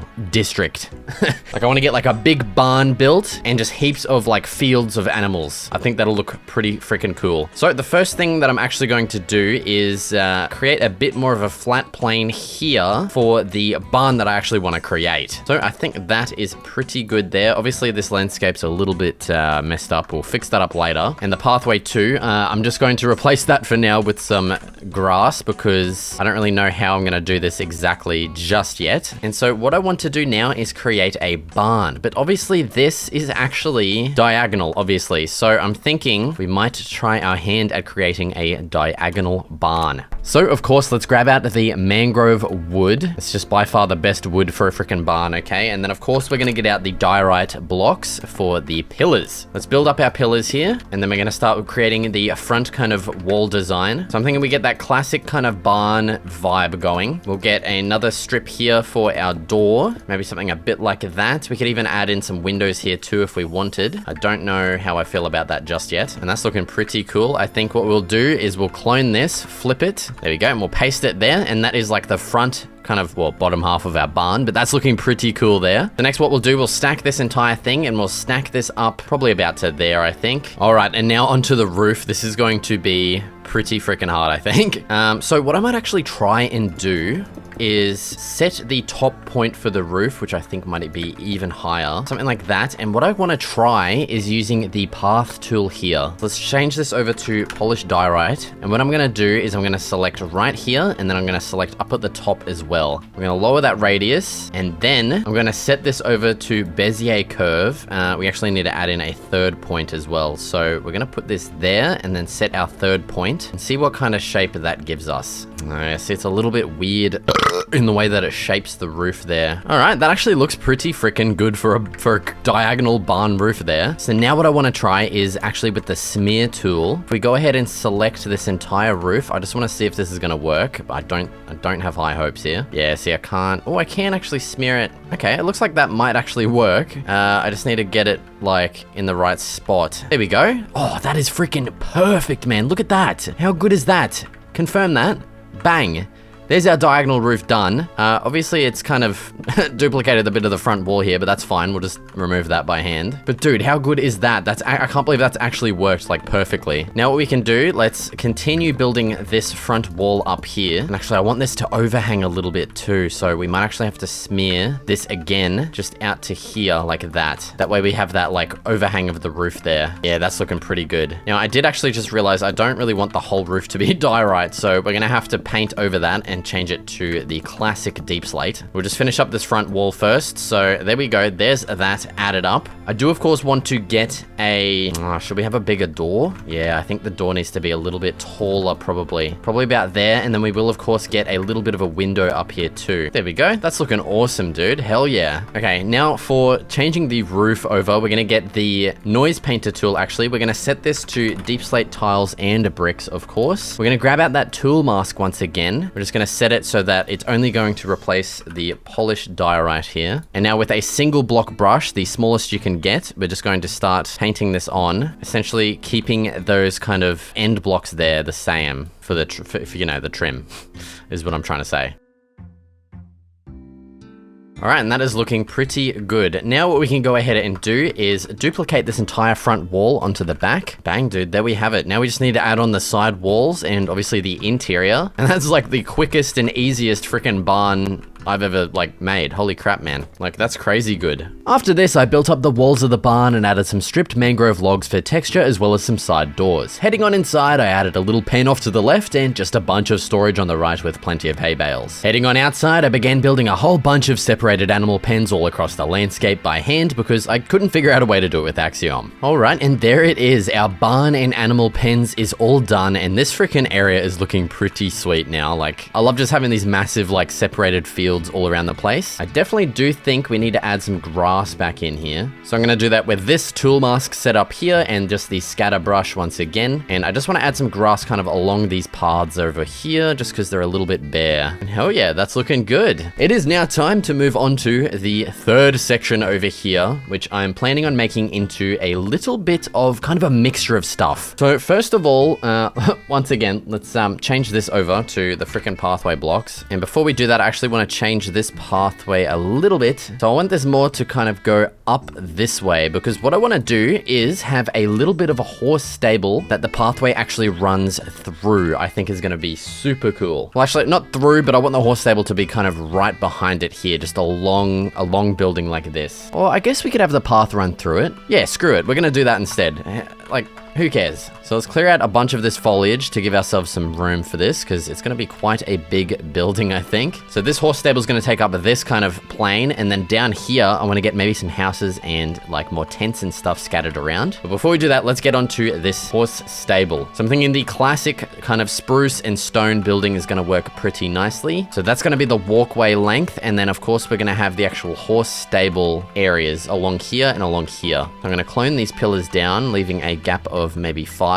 There we go. I think that's going to be a pretty good size there. So let's select this entire thing and stack it up. All right. And now, once again, we're going to stack up this one. Another 5 blocks. You might be able to tell the kind of building that we're going to be going for. We're going to get like those slanted roofs and then a kind of curved roof on top of here, I think is going to look quite nice. I reckon something like that is going to look quite nice. There we go. Now for the actual main roof, of course, we're going to get this spruce here. I'm just going to select this and stack it down. Now I'm actually going to build out this entire wing here. And then once I'm finished, I'll copy and flip it over to this side to make everything nice and quick and easy. So I kind of want like a barn style building here. So I reckon we're going to get some textured stone bricks and stone. A bit like that. Maybe for this front, we'll do something like that. And then along the sides, we could kind of do my idea a little bit better. There, so my idea was something a bit like this. Might even get fence gates along the top, just so it's nice and kind of open like that. And then what we'll do is we'll just stack this all the way down to the end like that. All right, and then heading on to the inside here, we're going to separate these pens, of course, just probably with some fences like this. Again, I'm not going too crazy with the interiors here because obviously, you know, we're not even halfway done yet for this, so yeah, we've got a lot of freaking building to get done, man. So I'm not spending, you know, as much time as I kind of actually really want to spend on these interiors just because we have so much to do. But I mean, at least be thankful that we're actually doing interiors because half the time I'm not even doing them now because these builds are just kind of getting out of hand, like ridiculously big. But for each one of these horse pens, we definitely need something for them to kind of munch on. So that's where the hay will come in. And then I would like a little bit of like a drinking area as well, I think would be quite cool. So we could get something like that. Then we'll just clone this across, just kind of place it randomly in each pen, just so it's a little bit different and varied. And then we'll continue adding in our little hay bales around the place too. And now for the final thing, I reckon probably just a couple lanterns. And bang, there we have it. The entire side here is done. Now what we can do is we can clone this entire thing. And we can start scrolling, press Control F to flip it and paste it on this side too. Perfect. All right, that is looking sweet as. Now I think this, it's a bit weird how it goes from 3, a gap of 3, and then it goes to 5. And I feel like it's gonna look weird. So I think we need to shrink that gap down to be 3 as well. So I'm just going to move this side in by 1, and I'll do the same for this side so that we have that gap of 3 there instead. I think that's going to work out a lot better. And so now I'm just going to start adding on this next roof design. And yeah, that should turn out pretty cool once we flip it. Yeah, there we go. That's like exactly the kind of shape that I was wanting there. That's perfect. And yeah, that is looking pretty cool like that. Okay, and there's the horse stable building all done. I think, I don't really like this wood at the top here. I think I'm actually going to change this over to the same texture as the rest of the walls. It just looks kind of weird. Yeah, that looks 100 times better. Okay, now the last thing to do is, of course, grab our horse spawn egg and start filling. Oh, sorry, man. Come on, get out of there, quick. Get out of there. What the hell? Jesus Christ. Okay, start spawning in our freaking horses here. All right, and hell yeah, that is all done. That's looking pretty cool. I just went ahead and added some lanterns and some extra little details along that. And that is our horse stable done. The idea is the travelers would kind of pass through this dirt path and they would, you know, have to go through this and hopefully buy a horse, you know? And well, now the next thing that I think is definitely gonna be worth doing is connecting this path up here. It just kind of makes sense. And let's just paint this on along here and connect it up like so. Use our script brush to remove that grass from the path, and perfect. Okay. Now, when it comes to this big area here, I want to add in some house designs and maybe some more tents. And so what I'm wanting is 2 different kinds of houses. I want some kind of rickety, mainly wooden houses, and then some more kind of established houses. And I think for those established ones, I really do love these house designs down here. They're so like different from what I'd normally do. Like a very simple kind of design and like very different colored. And I don't know, I really like them. And to save us some time, I'm going to copy these designs and use those for the kind of more established houses. But for those older rickety ones, we're going to be making those from scratch. I think I'm going to make like 3 or 4 different variants. So let's crack out the spruce wood here and get bloody building.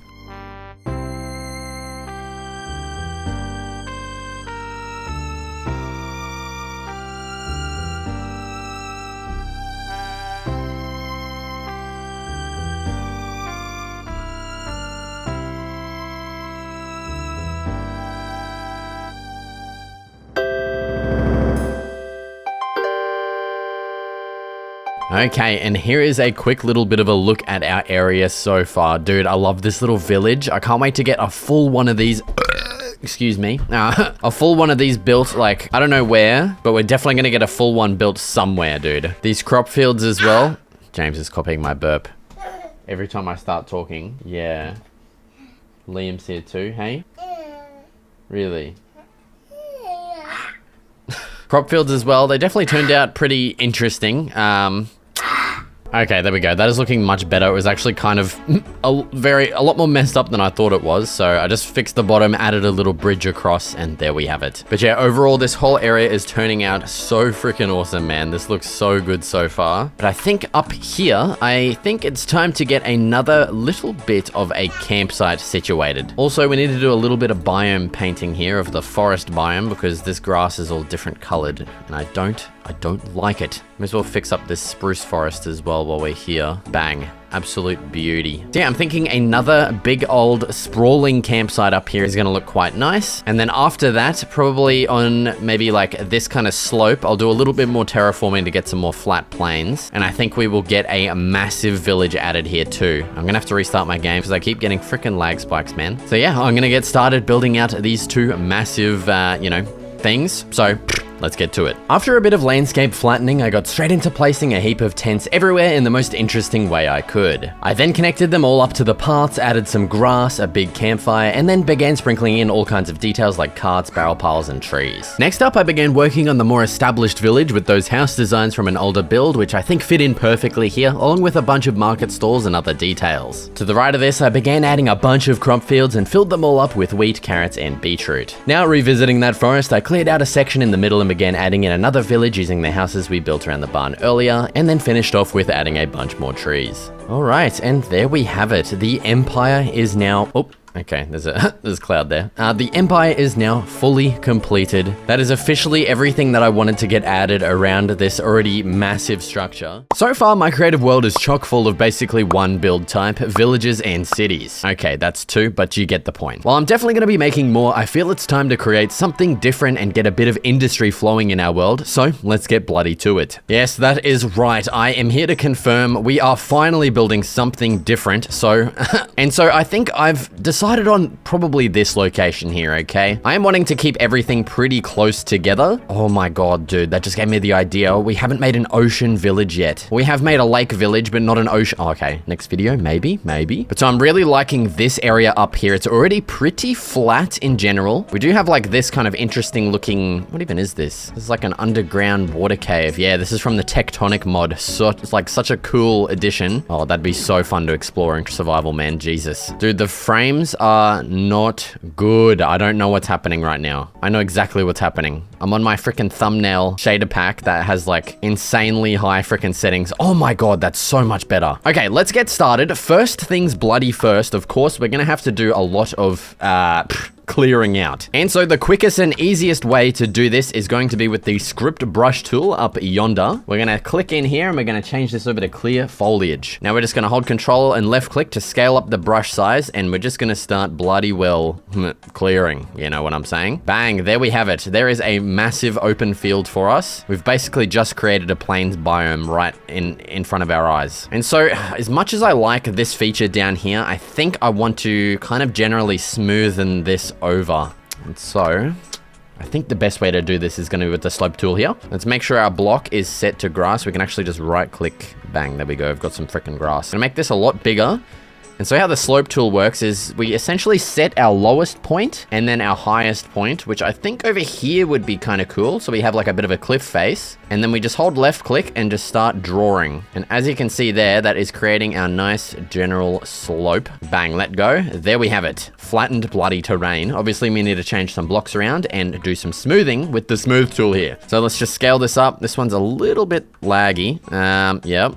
And we're just going to smoothen off a lot of this terrain around yonder. Honestly, that does not do much for how freaking laggy it is, man. Holy. Okay, maybe elevation tool is where it's at. Let's set this to flatten, increase the rate so it doesn't take freaking forever, man. And just hold left click and we're going to flatten off our lumps and bumps and just kind of smoothen off some stuff. So the general layout I'm wanting for this mining area, I want a big stinking quarry in the middle first and foremost. Get a little bit of elevation going again to fix this, because it's, wow, man, under here is very messed up. What the hell? Now we need to figure out where we're going to do our little quarry. And so with this, I'm kind of wanting to emulate basically a real life quarry. And so they kind of go down in like steps. I actually don't have a reference with me, but I know exactly what I want in my head. So I'm going to set this back over to lower the elevation tool here, and I'm going to change the rate. I'm going to lower it a little bit back, maybe to 8, depending on how long this freaking takes. Let's scale the crap up out of this thing. Start in the middle, hold left click until we get to a depth we're happy with. Something like that. Then we'll change our mode back over to flatten, and then we'll get everything to this layer here.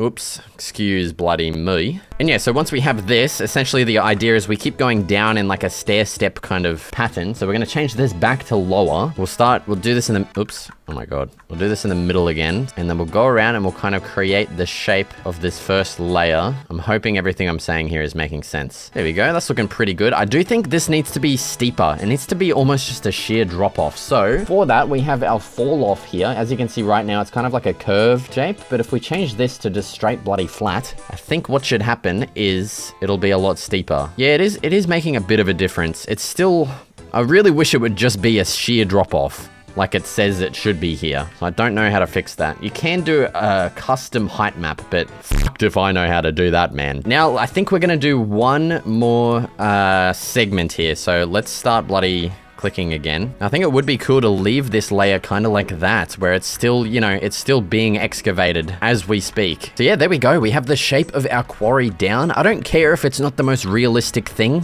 you know? I don't give a shit, okay? So just, I don't want to hear it. But now what it's time to do is go through with the painter brush tool and just fix up some crap, okay? So you can see we've got a lot of dirt and grass kind of coming in here, which we don't really want. All right, so I think that is pretty much the shape and the blocks of the quarry done. Obviously, we've got to add a lot of details in here. And, well, I have no idea what to add. Okay, I've just had a sudden realization that I've built this whole thing on an angle, and I want to add a building directly behind it, which means I'd have to make a diagonal building. And man, I don't know about you, but diagonal buildings, oh brother, they're not fun, okay? I mean, this one was pretty fun, and they do look pretty cool, but this is gonna be a big ass building, and I just kind of feel like building it normally. So I'm gonna quickly go through and just kind of skew this so it's a little bit more straight on. Though actually, before we do that, I do have an idea. I've just selected the whole thing. If we do cut, and then unlock rotation, and we can just rotate it.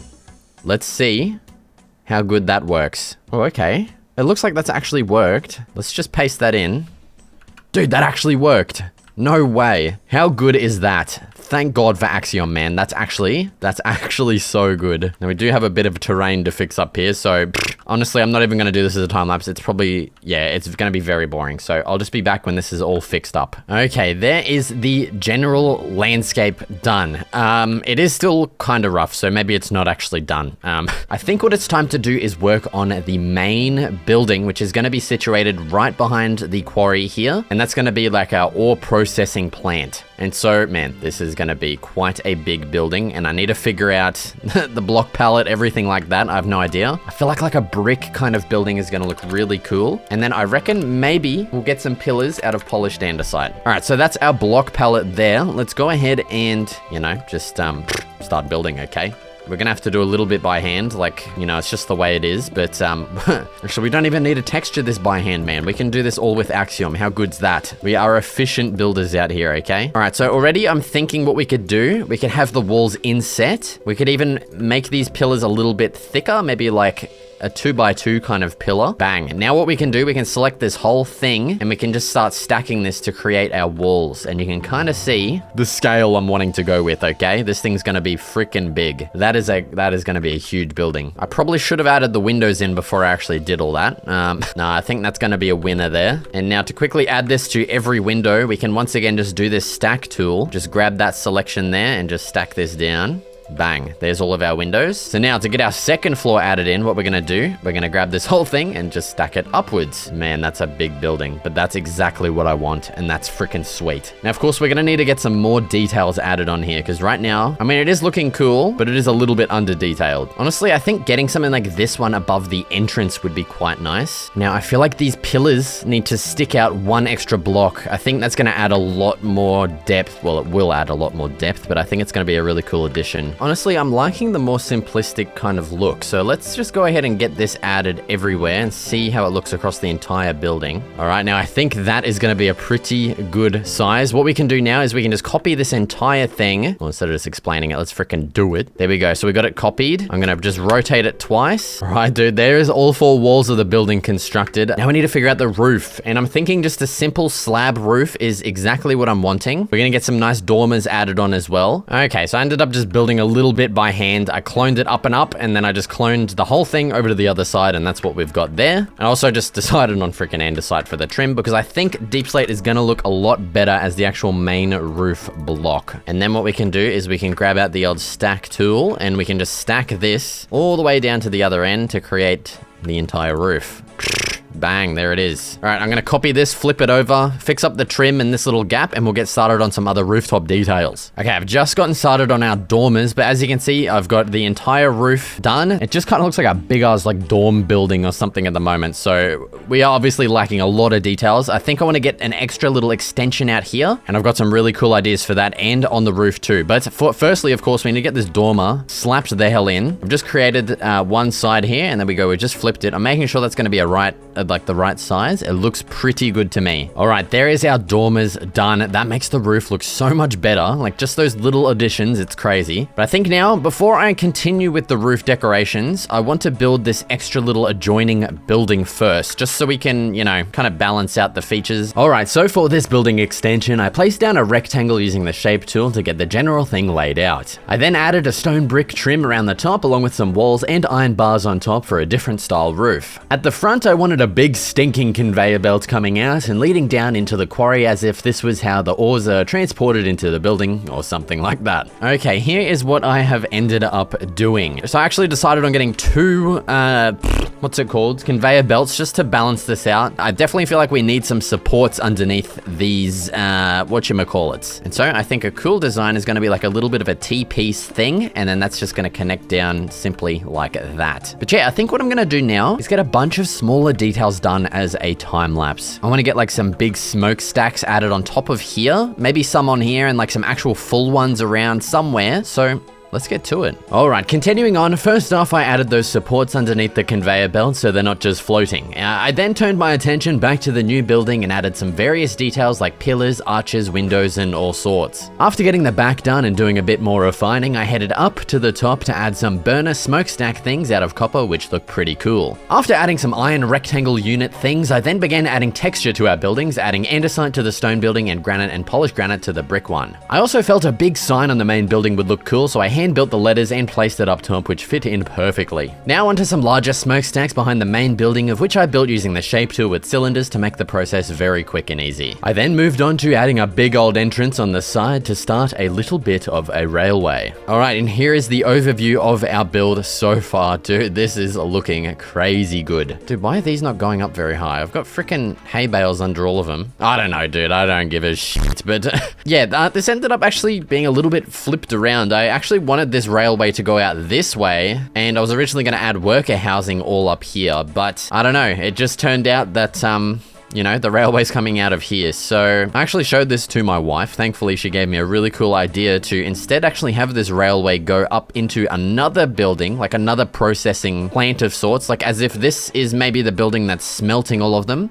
Kind of makes sense. We've got a lot of burners back here. And then maybe once it moves into this building, it's getting like formed into parts or something like that. And then maybe we could kind of disperse worker housing like throughout the building and the gaps, and maybe a bit over here as well. There we go. So that is the width there. And I'm going to have this middle part go up another floor, and then we'll make the roof around that. You know what I'm saying? There we go. So I'm thinking that's going to be the length there. That is another very big building. Jesus. Okay. And there's our walls. So I think this is going to have like almost a warehouse kind of aesthetic. I think that's going to look quite nice. Actually, it's pretty white. So I think what I might do, I'm going to set up a tool mask here. All we have to do is just do block equals and then our, what is it? Freaking smooth quartz blocks. So that means everything that we do with Axiom now is only going to replace smooth quartz blocks. So what we can do is just grab the noise painter tool and use our new blocks, which I'm thinking some diorite and polished diorite is going to look a lot nicer. There we go. We got the same kind of texturing pattern as our other building over there. And now all we have to do is just start painting this on. Bang. There we go. That is looking a lot better. It's just too smooth, you know?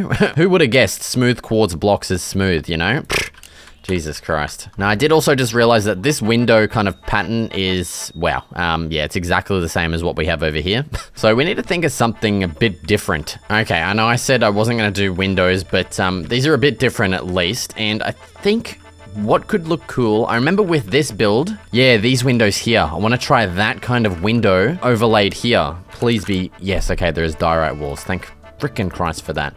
When the hell are we getting polished diorite walls, man? Like, seriously, this crap's just... Like, why are half of the walls missing in this frickin' game, dude? But yeah, so the idea is we mimic the shape of the, what is it? What's the idea? Yeah, we mimic the shape of the frickin' thingamajiglet here. Maybe whack some slabs on top of there. Something like that. That's looking pretty nice. It's also a bit of a subtle detail. It's only like, you know, because it's the same block. I think it actually looks pretty cool. Might even get some stairs on the bottom like that. And yeah, dude, that's actually really nice. So let's clone that, paste that over on that side too. Oh, hell yeah, that is looking sweet. Okay, and there it is so far. That is looking awesome. I think for the roof, I reckon just one cohesive block. No, like, no trims or anything. I think that might look cool, maybe. We'll see how we go, and I think tough is gonna be the bloody block for that. Now, I don't know, do we add a trim? Yeah, we probably should just because it usually looks a lot better having a trim. So I think maybe we'll kind of inverse this one. We'll grab the deep slate here for the trim. I reckon that'll look pretty good. Oh yeah, that's looking super nice. That's like sleek as. Now, usually in like these kind of warehouse buildings, they have like these like kind of vents at the top, I guess. So I think designing one that'll fit in each section, we can clone it down, will look pretty cool. So it's basically like a dormer, okay? But it's just like a really shallow dormer, kind of like that. Yeah, it's pretty cool. Just like a little small detail to kind of just break up the repetitive or like kind of the boringness of the roof as it was before, I guess. But we do need to add on this roof too, which I'm thinking just like a pointy or like a curved roof. You grab the path tool, make sure you close out of your tool mask. We're gonna click our left point. And so obviously this is just a straight line at the moment, but what we can do, we can change this here from line, change it to Bezier curve. And well, obviously that's done absolutely freaking nothing. But once we drag this, we'll drag this one out to maybe here, and then we'll add another point back there. And there you can see we have our curve. We can obviously also choose to use stairs and slabs to make that a lot smoother. But honestly, I think I like the look of that kind of a bit more blocky. I might add in some slabs by hand. But now we can also grab this middle point here and kind of play with this to adjust our shape. So if you want a bit more of an aggressive curve, you could go, you know, that'd be a wacky roof. Okay, no, I'm just joking around. Clone this and flip it over to the other side. Bang. There is our roof shape. And now we can grab our tuff and we'll just build out this first line and once again, just stack this all the way down to the end. But yeah, I'm thinking we're gonna get the rest of this done as a bit of a time lapse. So let's get to it. I noticed this earlier, but for some reason, Distant Horizons is using the chunks from one of my Ocean Only 100 Days worlds, so that's why the background is a little funny looking. But back to the build, we did get that front design completed, and then we went on to adding another little bit of a sign, this one a processing sign, because this building is going to be like a processing plant, I guess, like the next step after the ore factory. Okay, and there is our new building all done, the processing building. I guess the idea is that like, I think I already explained this actually. I don't know if I'm gonna have a third like stage, I guess, maybe a building over here or something, I don't know. But what I do know is that we have plenty of area here to get my original idea built, which was some worker housing. So my idea for these is to have like kind of housing like barracks, I guess. And I'm basically, my reference right now is from DayZ, the barracks building. I don't know, that's just what I have in my head. And I think it'll turn out quite nice. I just don't know if I want to use like stone for the walls and then wood for the roof, or you know, kind of the opposite. So these are going to be some fairly long buildings. So I'm thinking we have kind of maybe this kind of shape. So we'll have our door and then window. Now, as for the roof, I'm thinking stone. A stone trim is going to look pretty good. And I want a nice mellow roof. So we're going just with the old slabberoos here. With that half done, of course, what we're going to do, scroll, Control F, flip, bang, paste it in. All right, and there is our roof done, looking pretty good. I reckon we will get a couple of chimneys up in here. And there we have it. That is the perfect, simple chimney. Bang. Maybe let's try oak. I feel like birch would be cool, but I just know people get angry at me if I use birch. It's just the way it is. Just people, everyone hates it, you know? Yeah, I think oak. Oh yeah, that actually looks really good. I really like the contrast of the oak between the spruce wood. It looks, I don't know, it just looks cool. All right, yeah, that is a nice little simplistic kind of building. I'm just gonna go ahead and add all of these details in by hand around the place. Get the windows and the doors added in. And honestly, I might actually make maybe another variant of this. I don't know, maybe like an L-shaped one I think would be cool. And then I'm pretty much just going to place a crap load of them around the place. We do also need to get a bridge built over this, I just spit all over my monitor, you dickhead. We need to get a bridge built over this railway here. I'll get it figured out though. This is gonna be a big stinking time lapse, so get ready. Yeah, let's get to it. Alright, so I played around with the bridge until I realized something a bit more realistic would be just a regular path with some of these things. I honestly don't know what they're called. After creating some other house variants, I began filling out the worker housing area along with getting some other details like lampposts and storage piles. Over on the other side of the mine, I began the next much larger housing area, and yeah, I know I said we'd be doing something other than villages or cities this episode, but somehow I still just managed to sneak one into this build. I think it definitely just livens up the area a lot though. Alright, and here is a look at our area so far. Dude, those two villages have just filled this out so nicely. That is crazy good. But I have actually spent some time thinking about the third and final build I want to add like yonder. And that is going to be, of course, a storage house or warehouse more likely. You know, the logical step is, you know, stuff gets smelted, it gets processed, and then it gets stored. It just makes sense, okay? So I'm going to be making an absolutely gigantic warehouse here. I just don't know. I don't know the style or the block palette. I don't really know anything about it other than it's gonna be, you know, storing stuff, okay? I also still need to build a big old crane, which I'm thinking is gonna go right there. Now, I kind of know how I want to do this crane, so we might as well just actually get this done first. All right, so first things first, we of course need a big old sturdy base for this thing. Out of stone bricks, I'm thinking is gonna look good. And I kind of want to do like a mix between like a modern and medieval crane. So I feel like maybe getting a, you know, like the big main pillar made out of wood would be cool. Shoot, why am I building this by hand like some kind of idiot? Stack this crap up, man, stack it. Then I'm thinking we just get like a bunch of these like kind of crosses going throughout the entire build. You know, like the walls, I guess. Okay, dude, I've tried out like 8 different designs using like iron bars and stairs and slabs, and this is just what I'm going with, man. It's not great, but it'll get the bloody job done, I'm telling you. Let's stack these up a little higher just to give ourselves some room for this kind of top portion, of which I don't really know how to build, so I'm not good at these like kind of modern, you know, I don't know how to build a goddamn freaking giant crane, okay? But I know that they do have like this little box thing at the top that they obviously work in. Oh, that reminds me, we of course need a way to actually get up here. So let's crack out the ladders. I'm sorry for all you bedrock boys out there. You're not going to be able to do this, unfortunately. But this is just the coolest way to do ladders. So we're going to get some backwards frickin' whatchamacallits going all the way down. Chuck a ladder on there before we start stacking. Grab both of them. Stack that all the way down. Bang. Look at that. Definitely think this build, we can definitely introduce a little bit of stone. So maybe just as like a reinforced kind of top area, we can get some stone brick walls. Why am I building all of these by hand, dude? What am I doing? Keep forgetting I can use Axiom here, dude. Okay, so for the actual crane bit,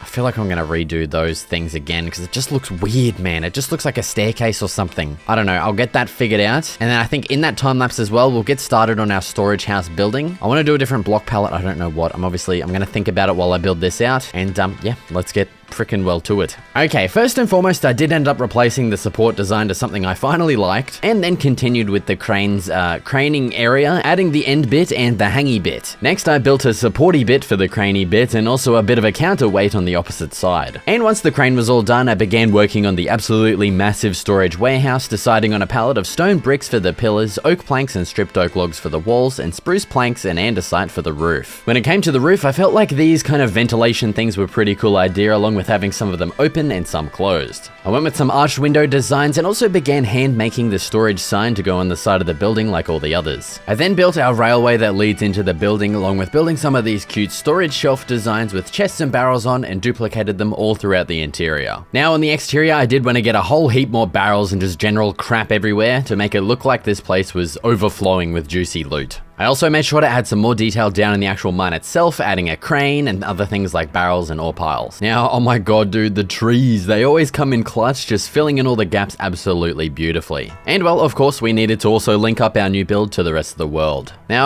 honestly, I didn't intend for this to be like one of my 10-hour straight building videos, but it just kind of turned out that way. I started this build at, I think, 9 o'clock this morning, and it is now 8:36 p.m. on the bloody dot. So it's actually been closer to 12 hours here. But man, holy crap, was it worth it. This area, I think, I don't know if it would be my best build in this world yet, but dude, I just love how different it is compared to everything else. It is goddamn bloody time to build a proper village. I've built plenty already in my creative world here, but this time around, I'm dedicating 10 hours of my life to this build to create the village I've always wanted. Alright, so here we are in my creative world, which is coming along very nicely, but man, this city I have planned is going to blow everything here out of the water, quite literally. And yeah, so you might be wondering what actually would be the type of like village that I've always wanted, and I've always had an affinity for everything docks, fishing villages, and ocean-based builds. So I'm gonna combine all of that together and create the ultimate ocean city.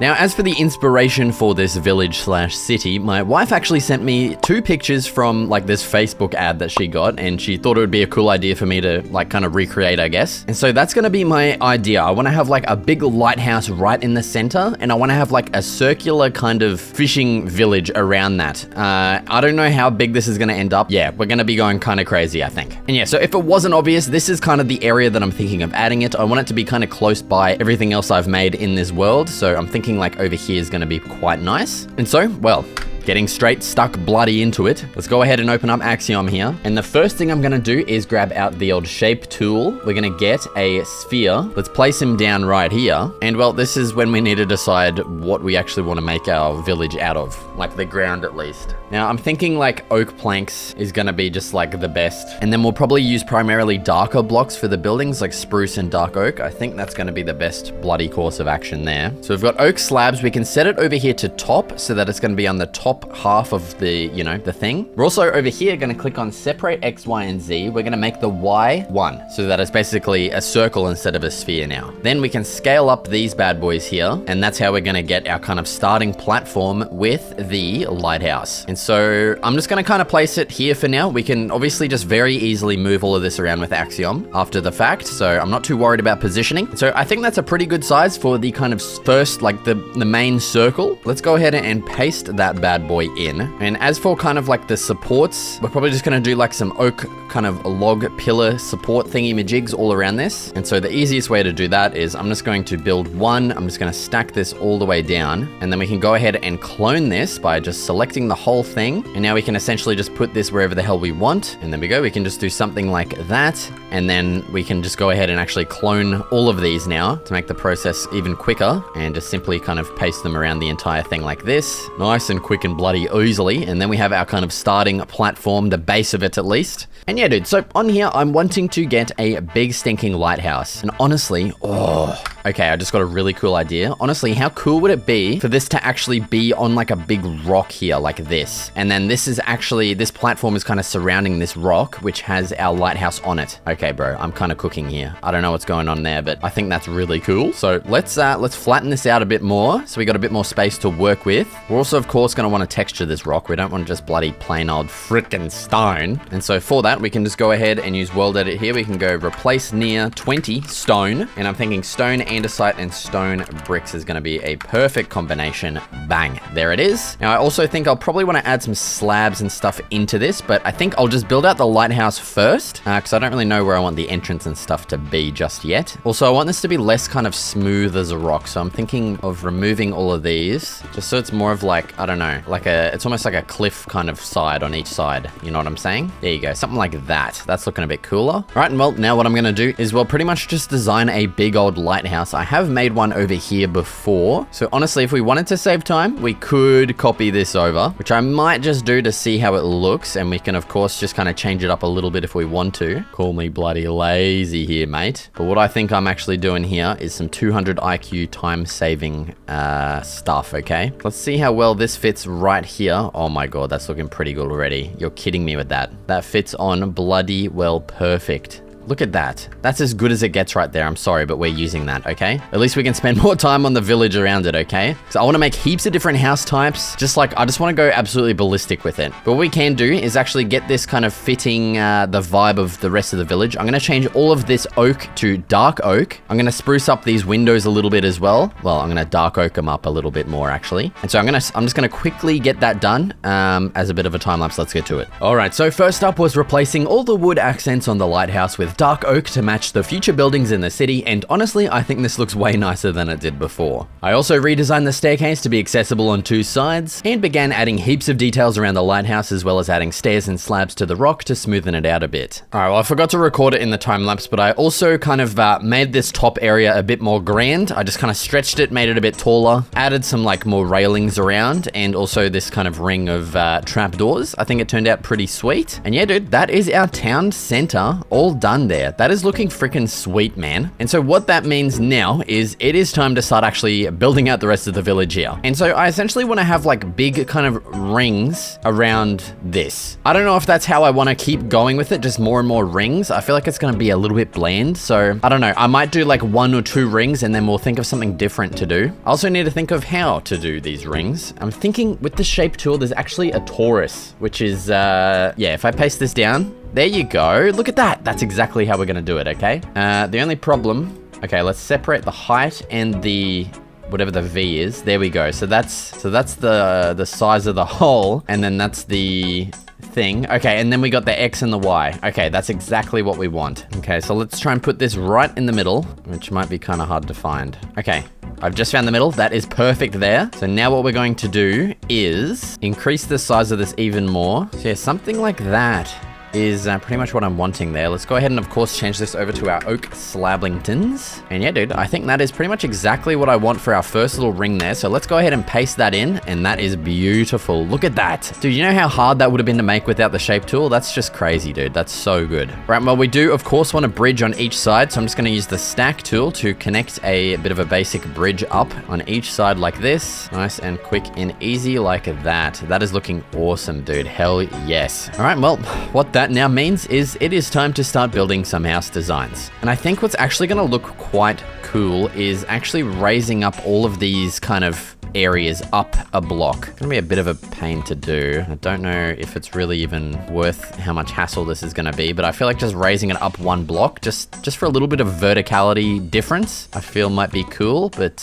yeah, this is definitely gonna be a pain in the ass to do. Yeah, and then we can have like a step up to it on each side. I don't know. I feel like that's gonna look kind of cool. Okay, dude, there is all 4 platforms raised. I've also added a couple of little pillars. Dude, this is looking so cool already. That's actually crazy. Well, it is now time to start building and designing some freaking houses, man. So we're going to be cracking out the dark oak because I feel like it's just going to contrast very nicely to the surrounding oak. And it's also going to kind of match our little reference picture there. I really love all those yellow lights in that picture too. I got that added into our lighthouse, kind of in the background of all of those windows there, but I definitely think I'm going to be doing that with the houses too. I really do want to take a look at this, you know, when we've finished everything. I want to see it all at nighttime while it's raining. Oh my God, it's going to look so cozy, dude. So yeah, this is where we need to figure out our block palette as well, especially for the roof. I'm not exactly sure what to do for the roof, but for the main house, I'm thinking like textured stripped dark oak and dark oak planks is going to be a very nice combination there.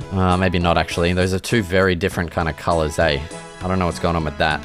Maybe, I don't really know what works well with stripped dark oak logs. Yeah, see, that's a bit weird. That spruce works really well together, but dark oak, they're very different colors. So we might have to find a different block to use. Give me a second. All right, so I actually just went ahead and quickly updated Axiom. So now we have access to this color picker tool, which is actually going to really help us trying to find blocks that match here. So we can go ahead and place any block kind of in this color picker tool, and it's going to show us the next kind of closest ones that we can use. So if we put in some dark oak planks, we can see that dark oak logs are kind of the closest, and then spruce wood as well. So we could try that to see how it looks. I don't think it's gonna work very well. Actually, we need to replace them. It's not too bad, but yeah, that log texture is too close to the other one, and it just looks weird. So let's try color picking this style. We also have brown terracotta, which could work well as well. And yeah, that's kind of our 2 best options there. So let's just see how brown terracotta looks. That's actually pretty good. I like that. That actually looks really nice. And then we can try our cartography. Yeah, okay, that's just... that is not going to work whatsoever. What the hell? I mean, I think if we put it on like a specific side, it might look better, but... yeah, see, that side there would work well with planks, actually. So it's like planks, but the different way. But yeah, that's just going to be too hard to work with. Honestly, I think that right there, our brown terracotta and our stripped dark oak logs works freaking perfectly. So I think that is our wall blocks confirmed. Now, as for the roof, we need to figure that out still. And honestly, I'm thinking end stone for the trim of the roof is gonna look really nice. I don't know, yeah, since doing that house video, the 100 houses, I have been thoroughly enjoying kind of a white trim and then a dark body of the roof. It's just really nice contrast, although I hope it's gonna kind of stand out against the oak background here. So we're just gonna have to kind of see. We might have to go for something a little bit darker in tone, but yeah, we'll see how this looks. Let's get all of the trims added along there, and then we need to figure out what we want to actually use for the main body of the roof. I feel like dark oak is, I don't know. It can work. It's a safe kind of option there. It does actually look quite different from the below blocks as well. It's like a tad bit lighter. So honestly, that could be the block we go with there. I do want to take a look with the ortho camera mod and just see how that looks. And yeah, honestly, that is quite nice. I do like the end stone. It does actually stand out quite nicely from the oak once we're kind of far away there. And that's kind of what I'm wanting. So yeah, honestly, I think that is our block palette figured out there. Honestly, this house is very basic. I think I will have to kind of make this cooler. We're gonna have to make some diagonal houses on this spot too, most likely. And yeah, so that's gonna be quite annoying to build, but I think it is time to get stuck into it. I'm just gonna get to freaking decorating and adding houses to this entire first ring. So let's get to a bit of a time lapse right now. All right, dude, so honestly, all I did was build 3 houses on each quarter quarter with a diagonal one in the middle of each and regular houses on the sides. My goal was to have each house look pretty different from the last, so I spent extra time here building a brand new design for each and every one. I built plenty with big open sections on the sides, which were the perfect places to add plenty of details. I built some in a sort of townhouse style with multiple rooms to one house, and plenty job site houses like blacksmiths, storage warehouses, and smelteries. I also made sure to keep each house consistent in style, always adding dark oak signs to the walls for a bit of depth and getting those shroom lights added to the windows on illegible houses. Alright dude, and there it is. There is the first ring of the village. Not completed yet actually, we still have a lot of details and stuff to add, but honestly, just take a look at this so far. Like, how cool does that look? I don't know, like, I think the block palette is honestly carrying the whole thing here. Like, just those cream colored trims look so awesome, dude. But man, am I excited to get expanding this thing. Holy crap. Also, I'm thinking these little poles here, I need to change these to something a bit more contrastifying, you know what I'm saying? So I think what we can do, because these, I'm pretty sure these are the only oak logs I have in the entire area. So we can do a replace near like freaking 100 oak log, and I'm thinking spruce logs are gonna look a lot better. So let's see how that looks.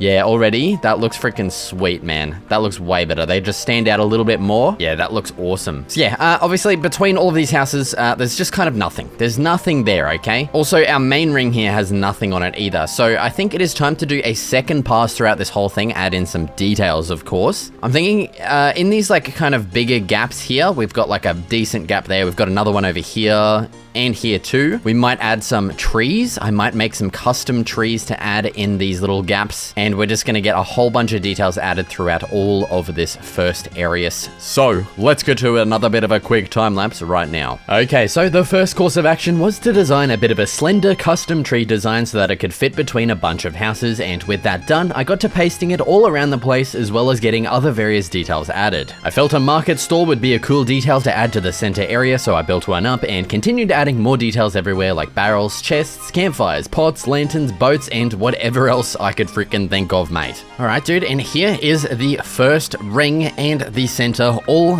done. Alright, we've got plenty of details scattered around throughout the place, plenty of different house designs. Honestly, I think this first little area turned out pretty freaking sweet, honestly. I really love the ring kind of idea, and I think it is time to expand further upon that by adding a secondary ring around this bad boy with even more crap, okay?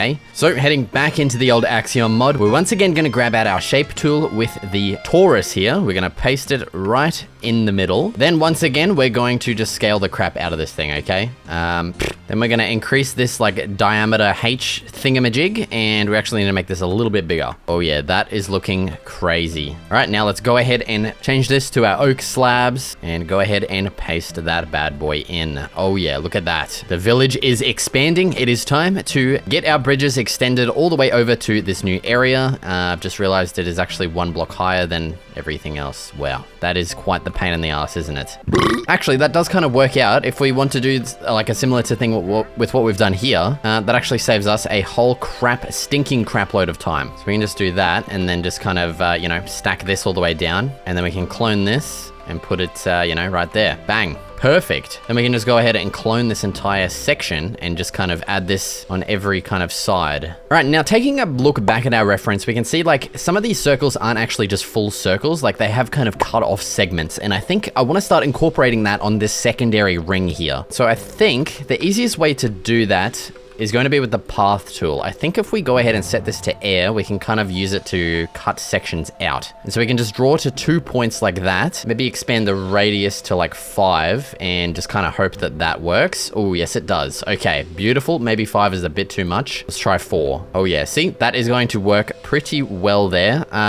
Although it has kind of like rounded off that corner, which I don't really want. So we can probably extend these points a little bit further than like the thingamajig, and then there we go, we got something like that. It's still gonna need a little bit of kind of hand fixing up, I think. It's a little bit wackadoodle, but yeah, that is essentially what I'm wanting, and we can have like little mini bridges connecting them or just leave them completely unconnected if we want to, and I feel like that's just gonna add a little bit more kind of visual interest to the village city thing, and maybe we could even add some like kind of bigger sections like this. Yes, that's gonna be cool. And then maybe on this one, we could add like 2 separations like this and have like a floating one like that that will add like a bridge to maybe there or something. All right, so there we go. That is our next layout for the secondary ring. Here's a look with the ortho camera mod so far. Yes, this is gonna turn out so cool, dude. Like that just looks like, I don't know, that just looks awesome. Honestly, possibly the coolest village I've built, and it's not even freaking done, man. Like this was the previous kind of village that I always wanted, but honestly, it did turn out really cool. Like I enjoyed having the 2 different kind of sides, but in the end, I don't know. It just didn't turn out to be the village I always wanted, okay? So now I think this one is going to be, until I think of something even cooler than this design, man. All right, and so I think it is now pretty much time to start adding houses onto this secondary ring. So let's get to it. All right, so I ended up actually changing those little standalone islands into stone brick harbors of sorts that extend all the way down to the bottom of the ocean, and these would end up being warehouses of sorts. So on this first one, I built out a crane design and added plenty of other details, and with that section done, I simply went around adding support pillars to every new platform. I then continued by filling out the rest of all the spaces with various houses we'd already built to save time, of course. We're limited to 10 hours, which is still quite a lot of time, but it was steadily running out, so I employed as many time-saving measures as I could.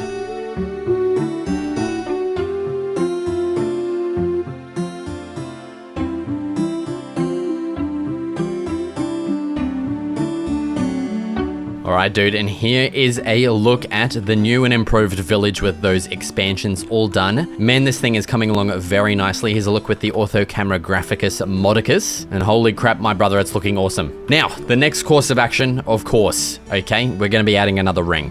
Who could have bloody thunk it? Now, the only problem now is that we kind of have these like channels, and I don't know if I really want to be like blocking them with our ring. So yeah, I don't know. I need to kind of plan with my expansion here, but what we can do, once again, grab out the goddamn shape tool, get our torus slapped in right into the middle like so, and we're going to pretty much just go kind of crazy with this. Yeah, that's definitely too crazy. Holy crap. Okay, that is a little bit more like it. That's looking pretty good there. Right, and so yeah, once again, we're going to paste this bad boy in. Oh my god, dude, this thing is getting huge. We're gonna have to add a lot of houses to this next section, man. That's insane. I feel like I do want to employ more of these kind of like harbors throughout as well. But of course, the first thing we need to do is extend the old main kind of bridges across to these new areas, of course. So give me a minute. I'm gonna get all of this sorted and I'll be right back. Whoa.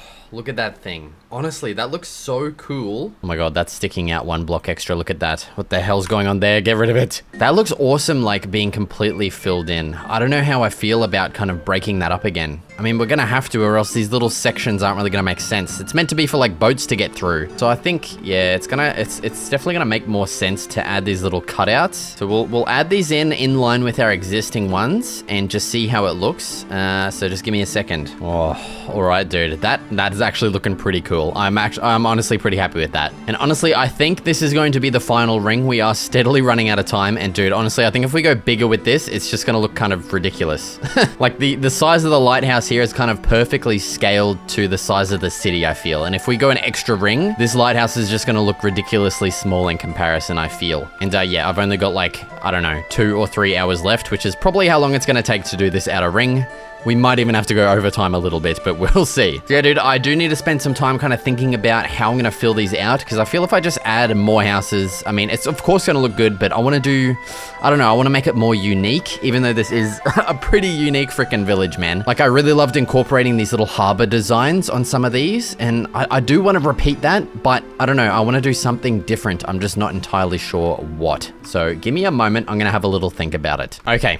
I now know exactly what I'm doing. I've taken this screenshot here that you're looking at. Well, it's not actually a screenshot. It's just, you know, me standing here. But I've taken the screenshot. I've drawn on every little section on Photoshop and what I'm going to do. I'm not going to reveal, okay, because I'm going to, you know, we're just going to build it as we go. But man, I've got some big plans. Every section is going to be something different because, you know, right in the middle here, it kind of, you know, it kind of makes sense. We've got all of the, like, all right, it's time to settle down. So we've got all of the housing kind of in the middle here. And I'm thinking on the outside, we have the more commercial stuff. We have the arrival points. We've got, you know, maybe a little bit more housing here and there, but we've got boat parking, markets, stuff like that. Oh my god, dude, I'm super excited to get this frickin' final ring fully fledged, filled out your frickin' frickhead, okay? Well, the first thing I'm gonna have to do is add a bunch. Oh my god, we're gonna have to add so many of these pillars all around the place. This is gonna take absolutely forever. So yeah, I'm probably gonna get to doing this first in the time lapse, and then we will get started adding in a bunch of stuff to all of these sections. So let's get stinking to it. All right, so first course of action was to, of course, get all the support pillars added around the entire area. Now, as for the first section, I decided on having it as an arrival area that leads into a custom / arrival tower / guard tower thingamajig. I used this image here as my inspiration because it was kind of hard designing it on my own, but I think it turned out pretty cool. As for the rest of the area, I added plenty of arrival docks as well as a queue to wait in and plenty of various goods strewn about. I added a bridge over to this next area, which was to be a market district. I built out a regular and diagonal market design of which I pasted everywhere, making sure to change the colors. I felt a couple houses were in order next, so I pasted in a couple in this small section here. And following that, I next wanted to add a boat parking area. I had to lower this entire platform so it was way easier to actually access the boats, of which I created a few different designs for. After sprinkling in plenty of details, I next started on the town's source of food, a big old crop farm filled with carrots and wheat. After that, I added another arrival point, followed by another housing district with a bunch of different designs, and following that, another boat parking area. And now for our final section, I wanted to create essentially the town's main storage warehouse, a giant diagonal building with plenty of space for storing everything. Alright, dude, and there it is. That is the completed village. We did end up going over the 10-hour limit by about 30 minutes, but just don't worry about it. We're just gonna let it slide. But yeah, man, I am super happy with everything we managed to add in. I especially really do like these kind of arrival points with our check-in kind of customs building, the little queue and the arrival points. We got heaps of just random storage and stuff. My throat is freaking killing me at the moment, so I'm gonna, you know, just be brief with this, but you know, there's everything. Here is one final overview of the entire area. Oh my god, dude, that is looking awesome. And yeah, dude, so as always, if you want to download this entire world with every single creation in it, including this brand spanking new one, check out my Patreon as the download will be up over there. Thank you so much for watching, and I'll see you in the next video. Oh my god, dude, I completely forgot. We gotta look at this thing at night. Holy crap, dude, does this look cozy as hell, my brother. Also, with the rain on too, oh my god, this is insanely nice. What the hell? Okay, that is actually the end of the video. Catch you later, mate.